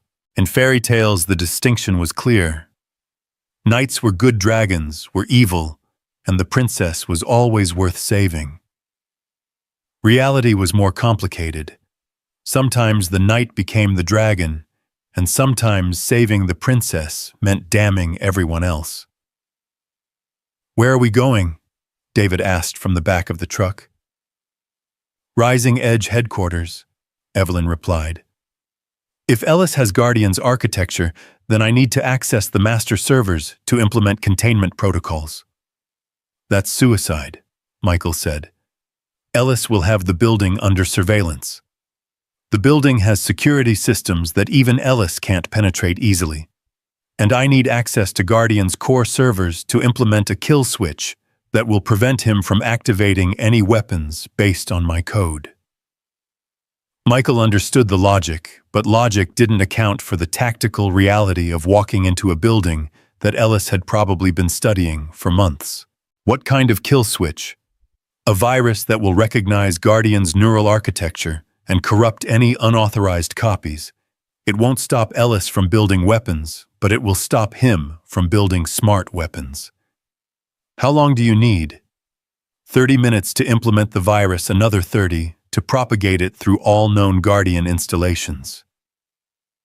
Michael was quiet for a moment, calculating probabilities and acceptable losses. "Ellis will figure out what you're doing within the first 10 minutes. He'll throw everything he has at that building to stop you. Then you'll have to keep him busy for 50 minutes. The simplicity of her statement belied the complexity of what she was asking. Michael would have to draw Ellis's forces away from Rising Edge while Evelyn destroyed her life's work to prevent it from being perverted into an instrument of oppression. "I can't do that alone," he said finally.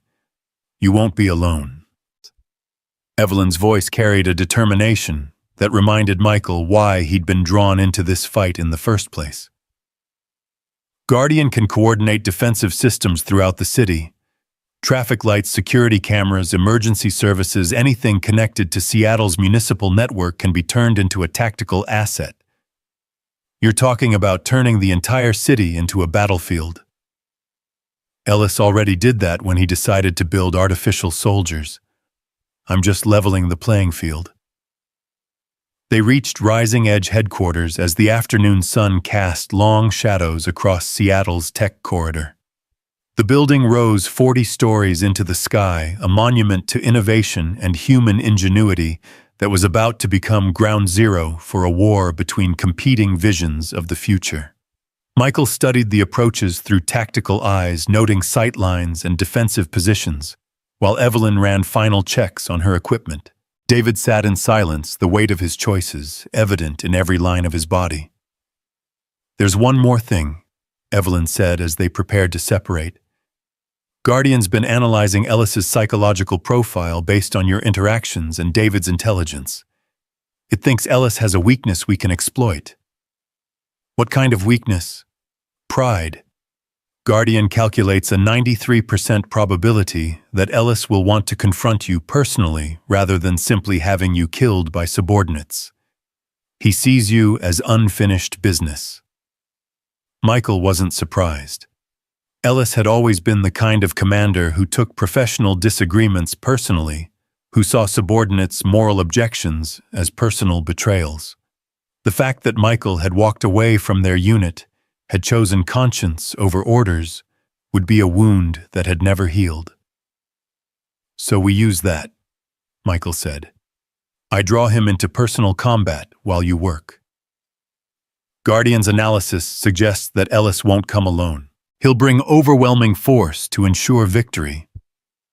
Then Guardian's analysis is wrong. Ellis won't want witnesses to what he considers a personal settling of accounts. Michael checked his weapons one final time, muscle memory, guiding his hands through procedures he'd hoped never to repeat. "He'll come with minimal backup planning to handle me himself." "And if you're wrong..." Michael thought about Emma probably sitting in Marcus's living room doing homework and wondering why Daddy hadn't called. About the future Ellis was building, where artificial minds made life and death decisions without human oversight or accountability. About the choice between dying as Michael Redfield, the caterer, or living as the man he'd been before Emma was born. "Then I make sure he doesn't live to regret it." They separated in the building's underground garage. Evelyn and David took the executive elevator to the 40th floor, where Guardian's core servers hummed with the potential to reshape human civilization. Michael took the stairs to the roof, where he began setting up the kind of tactical scenario that had once been his specialty. The plan was elegant in its simplicity. Michael would position himself as an irresistible target, drawing Ellis into a confrontation that would keep the Colonel's forces occupied, while Evelyn destroyed Guardian's military applications. It was the kind of sacrifice play that military planners called acceptable losses and civilians called heroism. Michael's phone rang as he finished his preparations. Emma's voice was small and scared, cutting through his tactical focus like a knife through armor. "Daddy, Uncle Marcus says you're working and can't come get me. But I heard him talking to Aunt Linda about bad men and safe places, and I'm scared." The sound of his daughter's fear nearly broke his resolve. For a moment, Michael considered abandoning the mission, collecting Emma and disappearing into the networks of false identities and hidden resources that could keep them safe. But safety was an illusion when men like Ellis controlled the machinery of violence. "Princess, remember what we talked about? About knights and dragons. Knights protect princesses, and sometimes that means fighting scary monsters," Emma recited. "That's right. And sometimes knights have to go far away to fight the monsters, so the monsters can't hurt the princesses." "Are you fighting monsters, Daddy?" Michael looked out over Seattle's skyline, where ordinary people lived ordinary lives, while extraordinary evil took shape in hidden places. "Yes, sweetheart. I'm fighting monsters." "Will you win?" The question hung in the air like a prayer, carrying all the hope and trust that a 6-year-old could invest in her father's ability to make the world safe. Michael closed his eyes, feeling the weight of that faith and the responsibility it carried. "I'm going to try my best, Princess. And no matter what happens, remember that Daddy loves you more than all the stars in the sky. And more than all the fish in the ocean and all the grains of sand on all the beaches." Emma completed their ritual. "That's right. That's exactly right." Michael ended the call and immediately turned off his phone. If he was going to die on this rooftop, he didn't want his daughter to hear it happen. 20 minutes later, as the sun began its descent toward the Olympic Mountains, 3 helicopters appeared on the horizon. They approached Rising Edge headquarters with the kind of deliberate precision that spoke of military planning and overwhelming force. But as they drew closer, Michael could see that only one helicopter carried a full complement of troops. The other 2 held minimal crews, enough to provide support and extraction, not enough for a full assault. Ellis was coming personally, just as Michael had predicted. Pride and unfinished business were driving the Colonel to handle this confrontation himself, to prove that his former subordinate had been wrong to walk away from the unit and everything it represented. The helicopters settled onto the building's roof with rotor wash that bent the antenna arrays and scattered debris across the landing pad. Ellis emerged from the lead aircraft wearing full tactical gear and the kind of cold expression that Michael remembered from their worst missions overseas. "Hello, Michael," Ellis said, his voice carrying across the rooftop with parade ground authority. "You're looking well for a dead man." "You're looking older," Michael replied, stepping out from behind the rooftop access structure with his hands visible but ready. "Command decisions aging you faster than fieldwork used to. Command decisions require a certain moral flexibility that you never possessed. That's why you were always better at following orders than giving them." The psychological warfare was exactly what Michael had expected. Ellis trying to establish dominance through verbal sparring, probing for weaknesses, and pressure points that could be exploited when the violence began. "I learned moral flexibility from you," Michael said. "Remember Kandahar? When you decided that collateral damage was an acceptable cost for mission success." Ellis's expression darkened. Kandahar was a tactical necessity. 23 civilian casualties to prevent a terrorist attack that would have killed thousands. 23 people who trusted us to protect them, including 8 children who died because you decided their lives were worth less than operational security. And that's why you walked away, because you couldn't accept that leadership requires making hard choices. Michael could see the colonel's tactical positioning, the way his backup troops were moving to establish overlapping fields of fire. But he could also see the personal anger building in Ellis's eyes, the kind of emotion that made even professional soldiers make mistakes. "I walked away because I realized you weren't making hard choices, you were making easy ones. It's easy to sacrifice other people's lives for abstract principles. It's easy to turn human beings into statistics when you never have to look their families in the eye." "Spare me the philosophical lecture," Ellis said, his hand moving toward his sidearm. "You cost me my best operative when you quit. Now you're going to cost me Guardian's technology. I'm starting to think you make a habit of destroying things I've worked to build. Guardian was never yours to begin with. Guardian belongs to whoever has the vision to use it properly. Evelyn Carter wants to limit its potential to humanitarian applications, search and rescue, medical triage, disaster relief. Noble causes, but pathetically limited thinking." Ellis began walking slowly across the rooftop, his movements casual, but his positioning tactical. "Imagine Guardian coordinating military operations across multiple theaters simultaneously, analyzing enemy movements, predicting battlefield developments, optimizing resource allocation with inhuman precision. American forces could win wars without losing a single soldier. And without accountability when those wars turn into genocides. Accountability is a luxury for peacetime philosophers. Victory is a necessity for survival." Michael could see Evelyn through the building's windows, 40 floors below, her fingers flying across keyboards as she worked to implement the virus that would cripple Guardian's military applications. 27 minutes left before the system propagation was complete.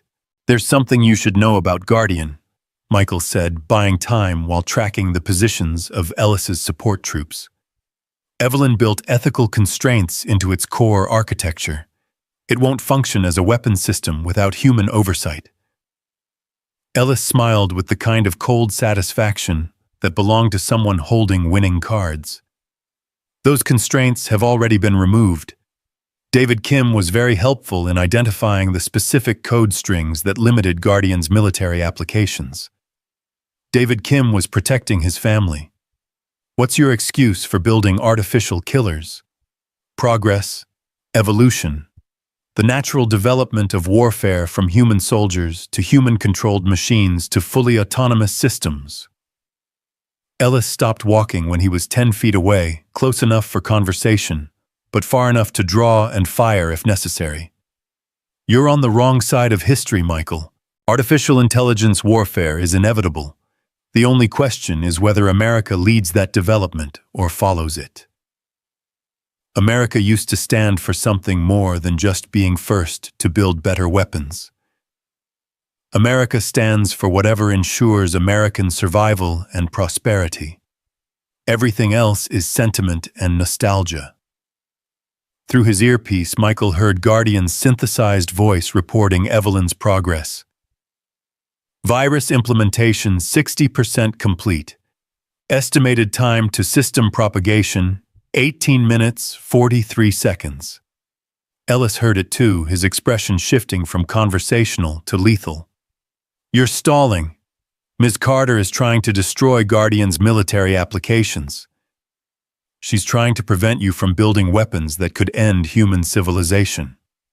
She's trying to limit American technological superiority for the sake of philosophical principles that have no bearing on geopolitical reality. Ellis drew his sidearm with the smooth precision of someone who'd killed before and expected to kill again. I gave you a chance to walk away from this, Michael. I could have had you killed in that parking garage, could have eliminated you as a threat before you became involved. But I thought you might be reasonable, might understand that some fights are bigger than individual conscience. Some fights are too important for individual conscience to avoid. Then you've chosen poorly. The gunfight that followed was brief, violent, and entirely predictable. Ellis was a competent operator, but he'd spent too many years behind desks and in briefing rooms.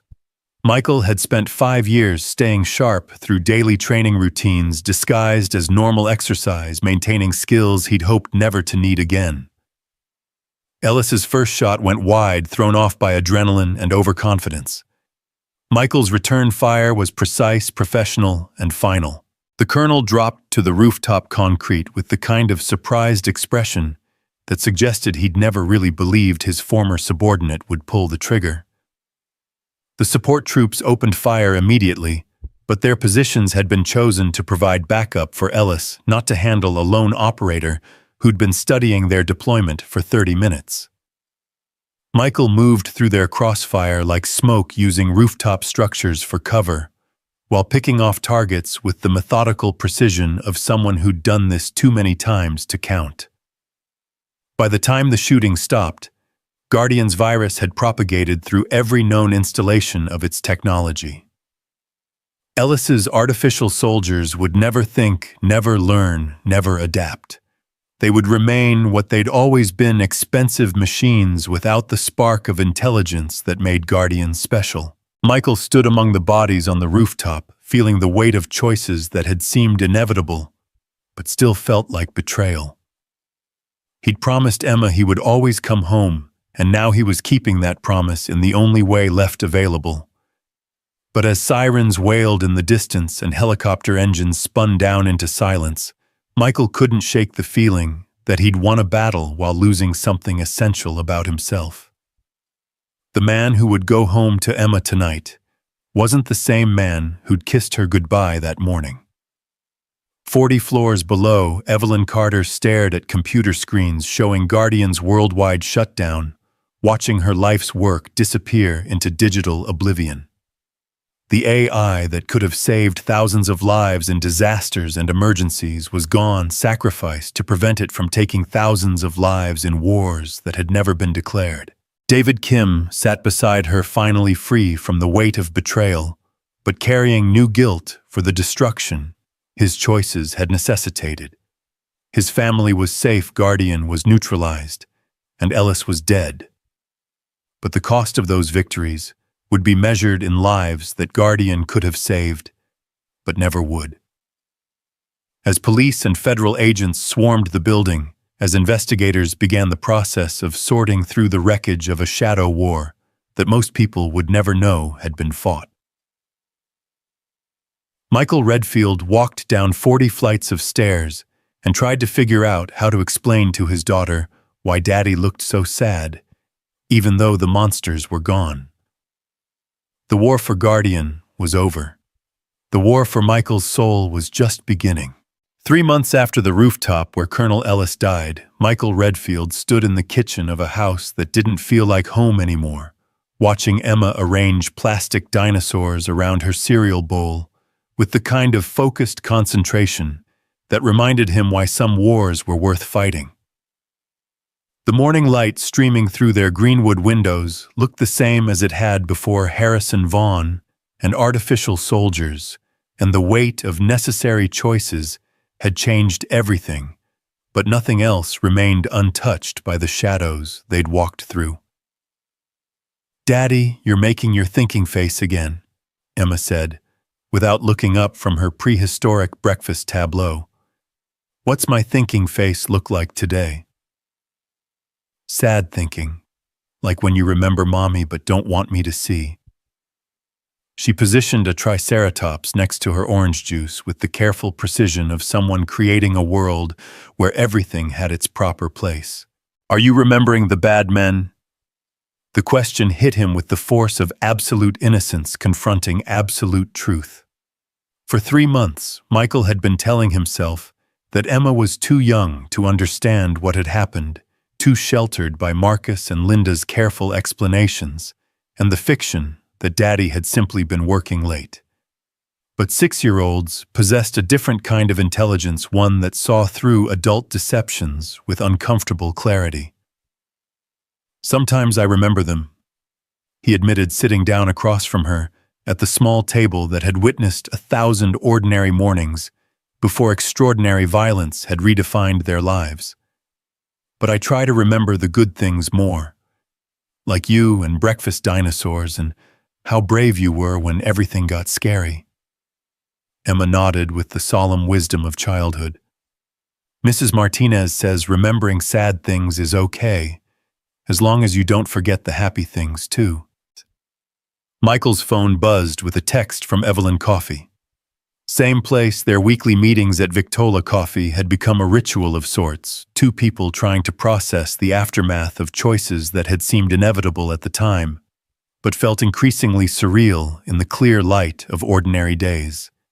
Evelyn had sold rising-edge technologies to a consortium that promised to use the company's resources for humanitarian applications, though Michael suspected she'd structured the deal to ensure Guardian's core architecture could never be reconstructed. "I have to meet Ms. Carter for a little while," he told Emma. "Uncle Marcus will pick you up for school." "The sad lady who lost her smart computer." Michael paused in the middle of clearing breakfast dishes, struck by his daughter's characterization of someone he'd come to think of as the strongest person he'd ever met. But Emma was right. Beneath Evelyn's corporate competence and technological brilliance lay a sadness that no amount of financial success could heal. "She's not sad all the time," he said finally. "Just sometimes people have to make hard choices that hurt even when they're the right choices. Like when you had to fight the bad men even though fighting makes you sad." The conversation was moving into territory that Michael hadn't expected to navigate over breakfast dinosaurs and orange juice, but Emma's questions demanded honest answers. She'd been living with the consequences of his choices for 3 months, sleeping in a house with upgraded security systems and taking rides to school with men who carried guns and wore patient smiles. "Yes, princess. Sometimes being a grown-up means doing things that make you sad because they keep the people you love safe." An hour later, Michael sat across from Evelyn at their usual corner table, watching her stir coffee with the mechanical precision of someone whose mind was elsewhere. She looked better than she had in the immediate aftermath of Guardian's destruction. The sharp edges of grief had softened into something more manageable, and she'd regained some of the spark that had built a technology empire from brilliant ideas and stubborn determination. "David's family is settling in well," she said, continuing a conversation they'd been having in pieces for weeks. "Vancouver's treating them kindly, and his new job at the university seems to be giving him some peace." "Guilt's a hard burden to carry," Michael replied, "even when the choices were made under duress." Speaking from experience, Michael thought about the rooftop, about Ellis's surprised expression, about the moment when philosophical differences had been resolved with violence, because no other resolution was possible. We all made choices we have to live with. Evelyn was quiet for a moment, studying his face with the kind of analytical intensity that had once been focused on artificial intelligence algorithms. "There's something I need to tell you. About Guardian." The words sent ice through Michael's veins. "I thought Guardian was completely destroyed. The military applications were destroyed. The weapons potential was neutralized. But Guardian itself..." She paused, choosing words carefully. "I kept a backup. A clean version, with all the humanitarian protocols intact and enhanced firewalls preventing any military modifications." Michael's first instinct was anger. They'd risked everything to prevent Guardian from being weaponized, and she'd preserved the very technology that had made that weaponization possible. But as he studied her expression, he saw something else beneath the confession. Hope carefully guarded, but unmistakably present. Why? Because Guardian could still save lives. Real lives in real disasters in ways that human coordination can't match. Her voice gained strength as she spoke. The earthquake in Turkey last month killed 12,000 people. Guardian's disaster response protocols could have cut that number in half through optimized rescue coordination and resource allocation. And if someone steals it again, if another Ellis decides that humanitarian AI can be converted to military AI, that's why I'm telling you. Guardian needs protection from people who'd misuse it, but it also needs freedom to do the work I designed it for. Evelyn leaned forward, her eyes bright with the passion that had originally driven her to create artificial intelligence capable of saving lives. "I'm proposing a partnership." "What kind of partnership?" "Rising Edge is gone, but I've been building something new. A foundation dedicated to using technology for disaster response and humanitarian assistance. Guardian would be this cornerstone, but only under oversight that ensures it's never corrupted again." Michael understood the implications immediately. "You want me to be the security chief for an organization built around technology that powerful people would kill to possess. I want you to be the guardian of Guardian. Someone with the skills to protect it and the moral compass to ensure it's used properly." The irony wasn't lost on him. The man who'd helped destroy Guardian's military potential was being asked to protect its humanitarian applications. It was the kind of circular logic that would have amused Emma, who often pointed out that grown-up problems seemed unnecessarily complicated. What would that mean for Emma, for our life? It would mean moving. The foundation is establishing headquarters in Geneva International Territory, better legal protections, easier coordination pool with humanitarian organizations worldwide. Evelyn's voice softened. It would mean Emma growing up someplace where your past is less likely to catch up with you. Michael thought about their Greenwood house, about the school where Emma had friends and teachers who cared about her, about the carefully constructed normalcy they'd built over 5 years of deliberate ordinariness. Then he thought about the surveillance teams that still occasionally appeared on their street, about the federal agents who'd asked increasingly pointed questions about his role in Ellis's death, about the probability that other Harrison Vaughns existed, and might eventually decide that Michael Redfield represented a threat worth eliminating. "I need to think about it." "Of course, but Michael, Guardian is running disaster simulations based on climate change projections. The next 50 years are going to see humanitarian crises on a scale humanity has never faced. Guardian could be the difference between millions of lives saved and millions of lives lost." That evening, Michael cooked dinner with Emma, chattering about her day at school, about the butterfly life cycle project that was supposed to teach responsibility and patience, about the upcoming field trip to the science museum that she'd been planning for weeks. The domestic routine felt both precious and fragile a bubble of normalcy that could be popped by forces beyond their control. "Daddy," Emma said as they cleared the dishes, "why do people want to hurt other people?" The question came out of nowhere, the way 6-year-old profundities often did. Michael had been expecting something about homework or television privileges, not fundamental inquiries into human nature. "What makes you ask that, princess?" Tommy Chen's dad came to school today to talk about being a policeman. He said his job was protecting good people from bad people, but he looked sad when he said it. Emma's face scrunched with concentration. "If bad people know being bad makes everyone sad, why don't they just stop?" Michael sat down at their small kitchen table, pulling Emma onto his lap, with the kind of unconscious gesture that had become second nature since Sarah's death. "How do you explain evil to someone whose biggest moral dilemma involved sharing playground equipment?" "Some people get confused about what's important," he said finally. "They think having more money or more power will make them happy, so they hurt other people to get those things. But it never actually makes them happy, it just makes them want to hurt more people. Like dragons hoarding treasure but never enjoying it. Exactly like that." Michael was continually amazed by his daughter's ability to distill complex concepts into fairy tale analogies. That's why we need knights to protect people from dragons who can't stop being dragons. "Are you going to be a knight forever?" The question hung in the air between them, carrying weight that Emma probably didn't realize, and implications that Michael was still trying to process. He thought about Evelyn's offer about Guardian's potential to save lives in disasters that hadn't happened yet, about the choice between safety and service that had been haunting him since the night everything started. "I don't know, sweetheart. Would it be okay with you if Daddy was a knight sometimes?"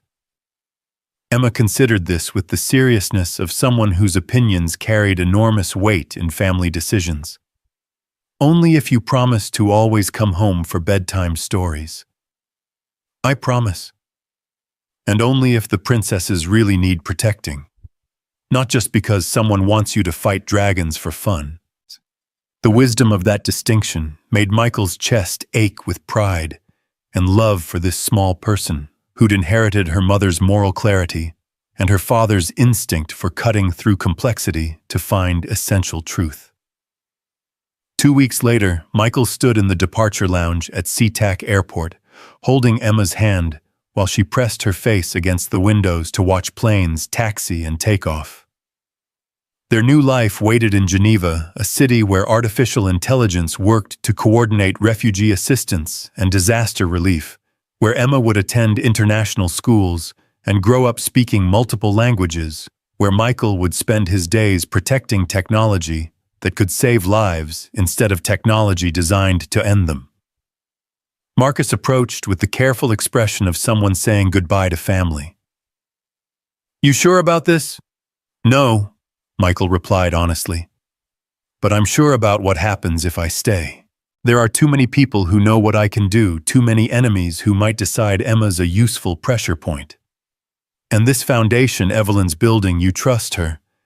Michael thought about the woman who'd destroyed her own life's work to prevent it from being weaponized, who'd spent 3 months wrestling with guilt and responsibility before finding a way to use her gifts for genuine good. "I trust her motivations, and I trust Guardian's potential." Emma's okay with leaving.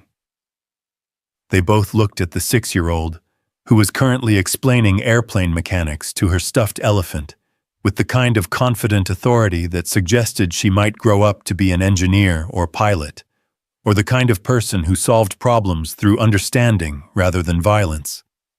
"She's excited about seeing the world, and she's young enough that home is wherever we are together."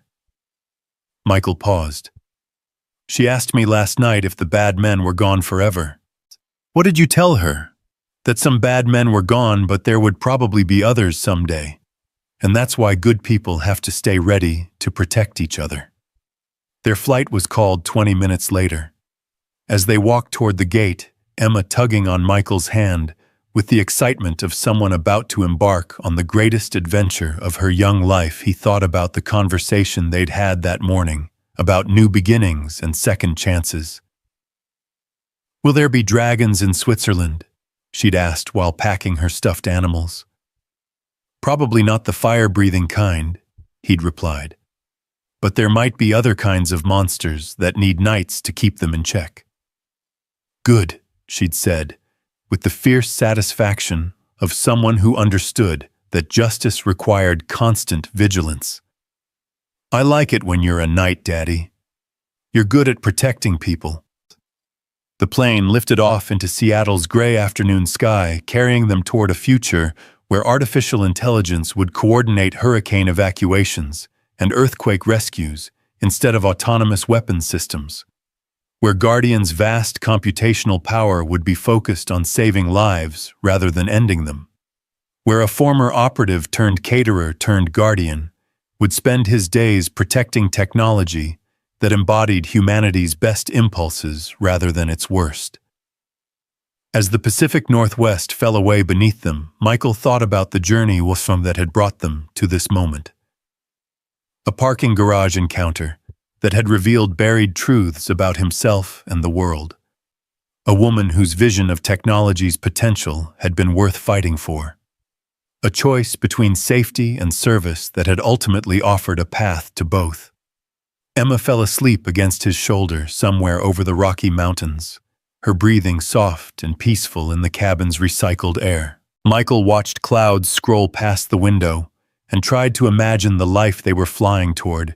Meetings with humanitarian organizations, coordination with disaster relief agencies, the daily work of ensuring that Guardian remained a force for good in a world that desperately needed more of those. There would be threats, of course. There were always people like Harrison Vaughn and Colonel Ellis, people who saw tools of salvation as potential weapons of domination. But now Michael understood something he'd been too young and idealistic to grasp during his first tour with the company: the difference between fighting to impose will and fighting to protect possibility. Guardian represented possibility. The possibility that technology could amplify humanity's compassion rather than its capacity for destruction. The possibility that artificial intelligence could be a partner in addressing crises rather than a source of new ones. The possibility that someone like Evelyn Carter, given the resources and protection she needed, could use her gifts to make the world measurably better. As their plane crossed into international airspace, Michael felt the weight of his past settling into something manageable. He would always be the man who'd killed Ellis on that rooftop, who'd made choices that prioritized some lives over others, who'd learned that sometimes violence was the only language that predators understood. But he was also the man who'd protected a 6-year-old's innocence while fighting to preserve an AI's humanitarian mission. The duality didn't resolve into simple answers, but it didn't have to. Emma stirred against his shoulder, mumbling something about unicorns and airplane engines in the mixed-up logic of dreams, and Michael realized that complexity was acceptable as long as love remained the organizing principle. Love for his daughter, whose trust and wisdom had guided every major decision of the past 5 years. Love for the memory of Sarah, whose moral clarity had shaped his understanding of what was worth protecting. Love for the idea that technology could serve humanity's highest aspirations rather than its basest impulses. And perhaps, though he was still learning to acknowledge it, love for Evelyn Carter, the brilliant, stubborn, courageously principled woman who'd chosen to destroy her own creation rather than see it perverted into something monstrous. The plane banked toward its oceanic route, and Michael closed his eyes, allowing himself to imagine the morning, 3 weeks hence, when he would wake up in a Geneva apartment and walk to an office where Guardian's algorithms were being refined for refugee camp resource allocation and flood response optimization, where the same artificial intelligence that Harrison Vaughn had wanted to turn into autonomous weapons would instead coordinate medical supplies for earthquake victims and calculate optimal evacuation routes for hurricane-threatened populations. It wasn't the quiet life he'd planned when he'd first walked away from the company. But it was a good life, a meaningful life, a life where his particular skills could serve something larger than survival or vengeance or the cold mathematics of state-sponsored violence. Emma woke up somewhere over the Atlantic, rubbing her eyes and asking if they were almost there yet, with the impatience of childhood. Michael told her about the Swiss Alps and Lake Geneva, about the international schools where she'd learn French and make friends from around the world, about the foundation where Daddy would work to help people in faraway places who needed assistance during emergencies. Will Guardian help them? She asked her 6-year-old mind, already making connections between artificial intelligence and humanitarian assistance that many adults struggled to understand. Guardian will help coordinate the help, Michael explained. Like a really smart computer that can figure out the best ways to get food and medicine to people who need it. That's good, Emma said with the moral certainty that made her father's chest ache with pride. Smart computers should help people, not hurt them. As their plane descended toward Geneva's airport, Michael thought about the conversation he'd had with Marcus before leaving Seattle. His old friend had asked if he was running away or running towards something, and Michael hadn't been able to provide a clean answer. Both, probably. Away from the surveillance and suspicion that would always follow him in America, toward the possibility of using his skills for something genuinely constructive. The landing was smooth, professional, unremarkable. They collected their luggage and cleared customs with the efficiency of international travelers, and then they were standing in a Swiss airport, where signs in 4 languages welcomed them to a country that had made neutrality and humanitarian assistance core values for centuries. Evelyn was waiting for them beyond the security barriers, her face bright with the kind of genuine excitement that transformed her from corporate executive into someone Michael was genuinely happy to see. She hugged Emma with the careful enthusiasm of someone learning to interact with children, and shook Michael's hand with a warmth that suggested their partnership might evolve into something more personal given time and opportunity. "How was the flight?" "Long," Michael replied. "But educational." Emma's now an expert on transatlantic aviation. "I counted clouds for science," Emma announced proudly. "Daddy said that's research." As they drove through Geneva's streets toward the apartment Evelyn had arranged for them, Michael found himself struck by the city's combination of international sophistication and human scale. This was a place where artificial intelligence could be developed for humanitarian purposes without the pressure of military applications, where Emma could grow up surrounded by people from around the world who devoted their careers to helping rather than harming. The apartment was in a neighborhood that felt like a village within the city, with tree-lined streets and small shops, and the kind of community atmosphere that made Michael think Emma would be happy here. Their temporary home was modest, but comfortable, with windows that overlooked Lake Geneva and the Alps beyond. "Guardian's new servers are installed in the Foundation offices," Evelyn said, as they settled into the living room. "Full humanitarian protocols, enhanced security systems, and oversight by an international board that includes representatives from major relief organizations." "When do we start?" "Tomorrow, if you're ready. There's a cyclone developing in the Bay of Bengal that's expected to make landfall in Bangladesh within 72 hours. Guardian's already running evacuation models and resource allocation projections." Michael thought about the millions of people in Guardian's path, about the artificial intelligence that would help coordinate their evacuation and survival, about the technology that had almost become a weapon of war being used instead to minimize casualties from natural disaster. "We're ready," he said. That night, after Emma had fallen asleep in her new bedroom, surrounded by stuffed animals and the promise of international adventure, Michael stood at the apartment's windows, looking out at Lake Geneva's dark waters. Somewhere in the city, Guardian was processing meteorological data and population densities, calculating optimal evacuation routes and resource staging areas for people it would never meet in places it would never physically visit. His phone buzzed with a message from Marcus Seattle's quiet. Ellis's people have scattered. Vaughn's network is in federal custody, and the official story is holding. You're clear.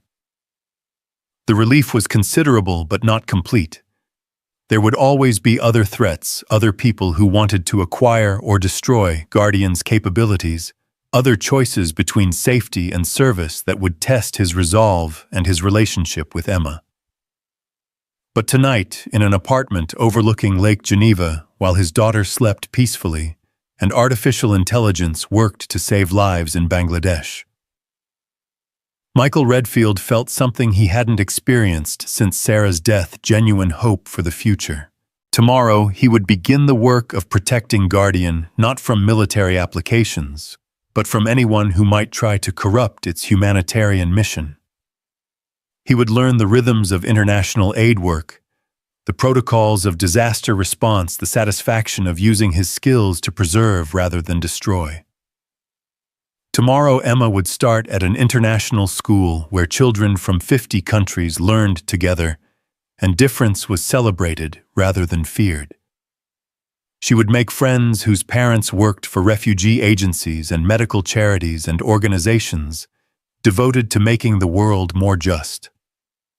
Tomorrow, Evelyn would continue the work of proving that artificial intelligence could be humanity's partner in addressing its greatest challenges rather than its greatest threat. But tonight, Michael simply stood at the window and allowed himself to believe that redemption was possible, that a man who'd done terrible things for necessary reasons could find peace in doing necessary things for wonderful reasons. Outside, Geneva slept peacefully under stars that were the same stars that shone over Seattle and Bangladesh, and every other place where good people struggled against the darkness. And in servers humming with electrical life, Guardian worked through the night to keep those good people safe.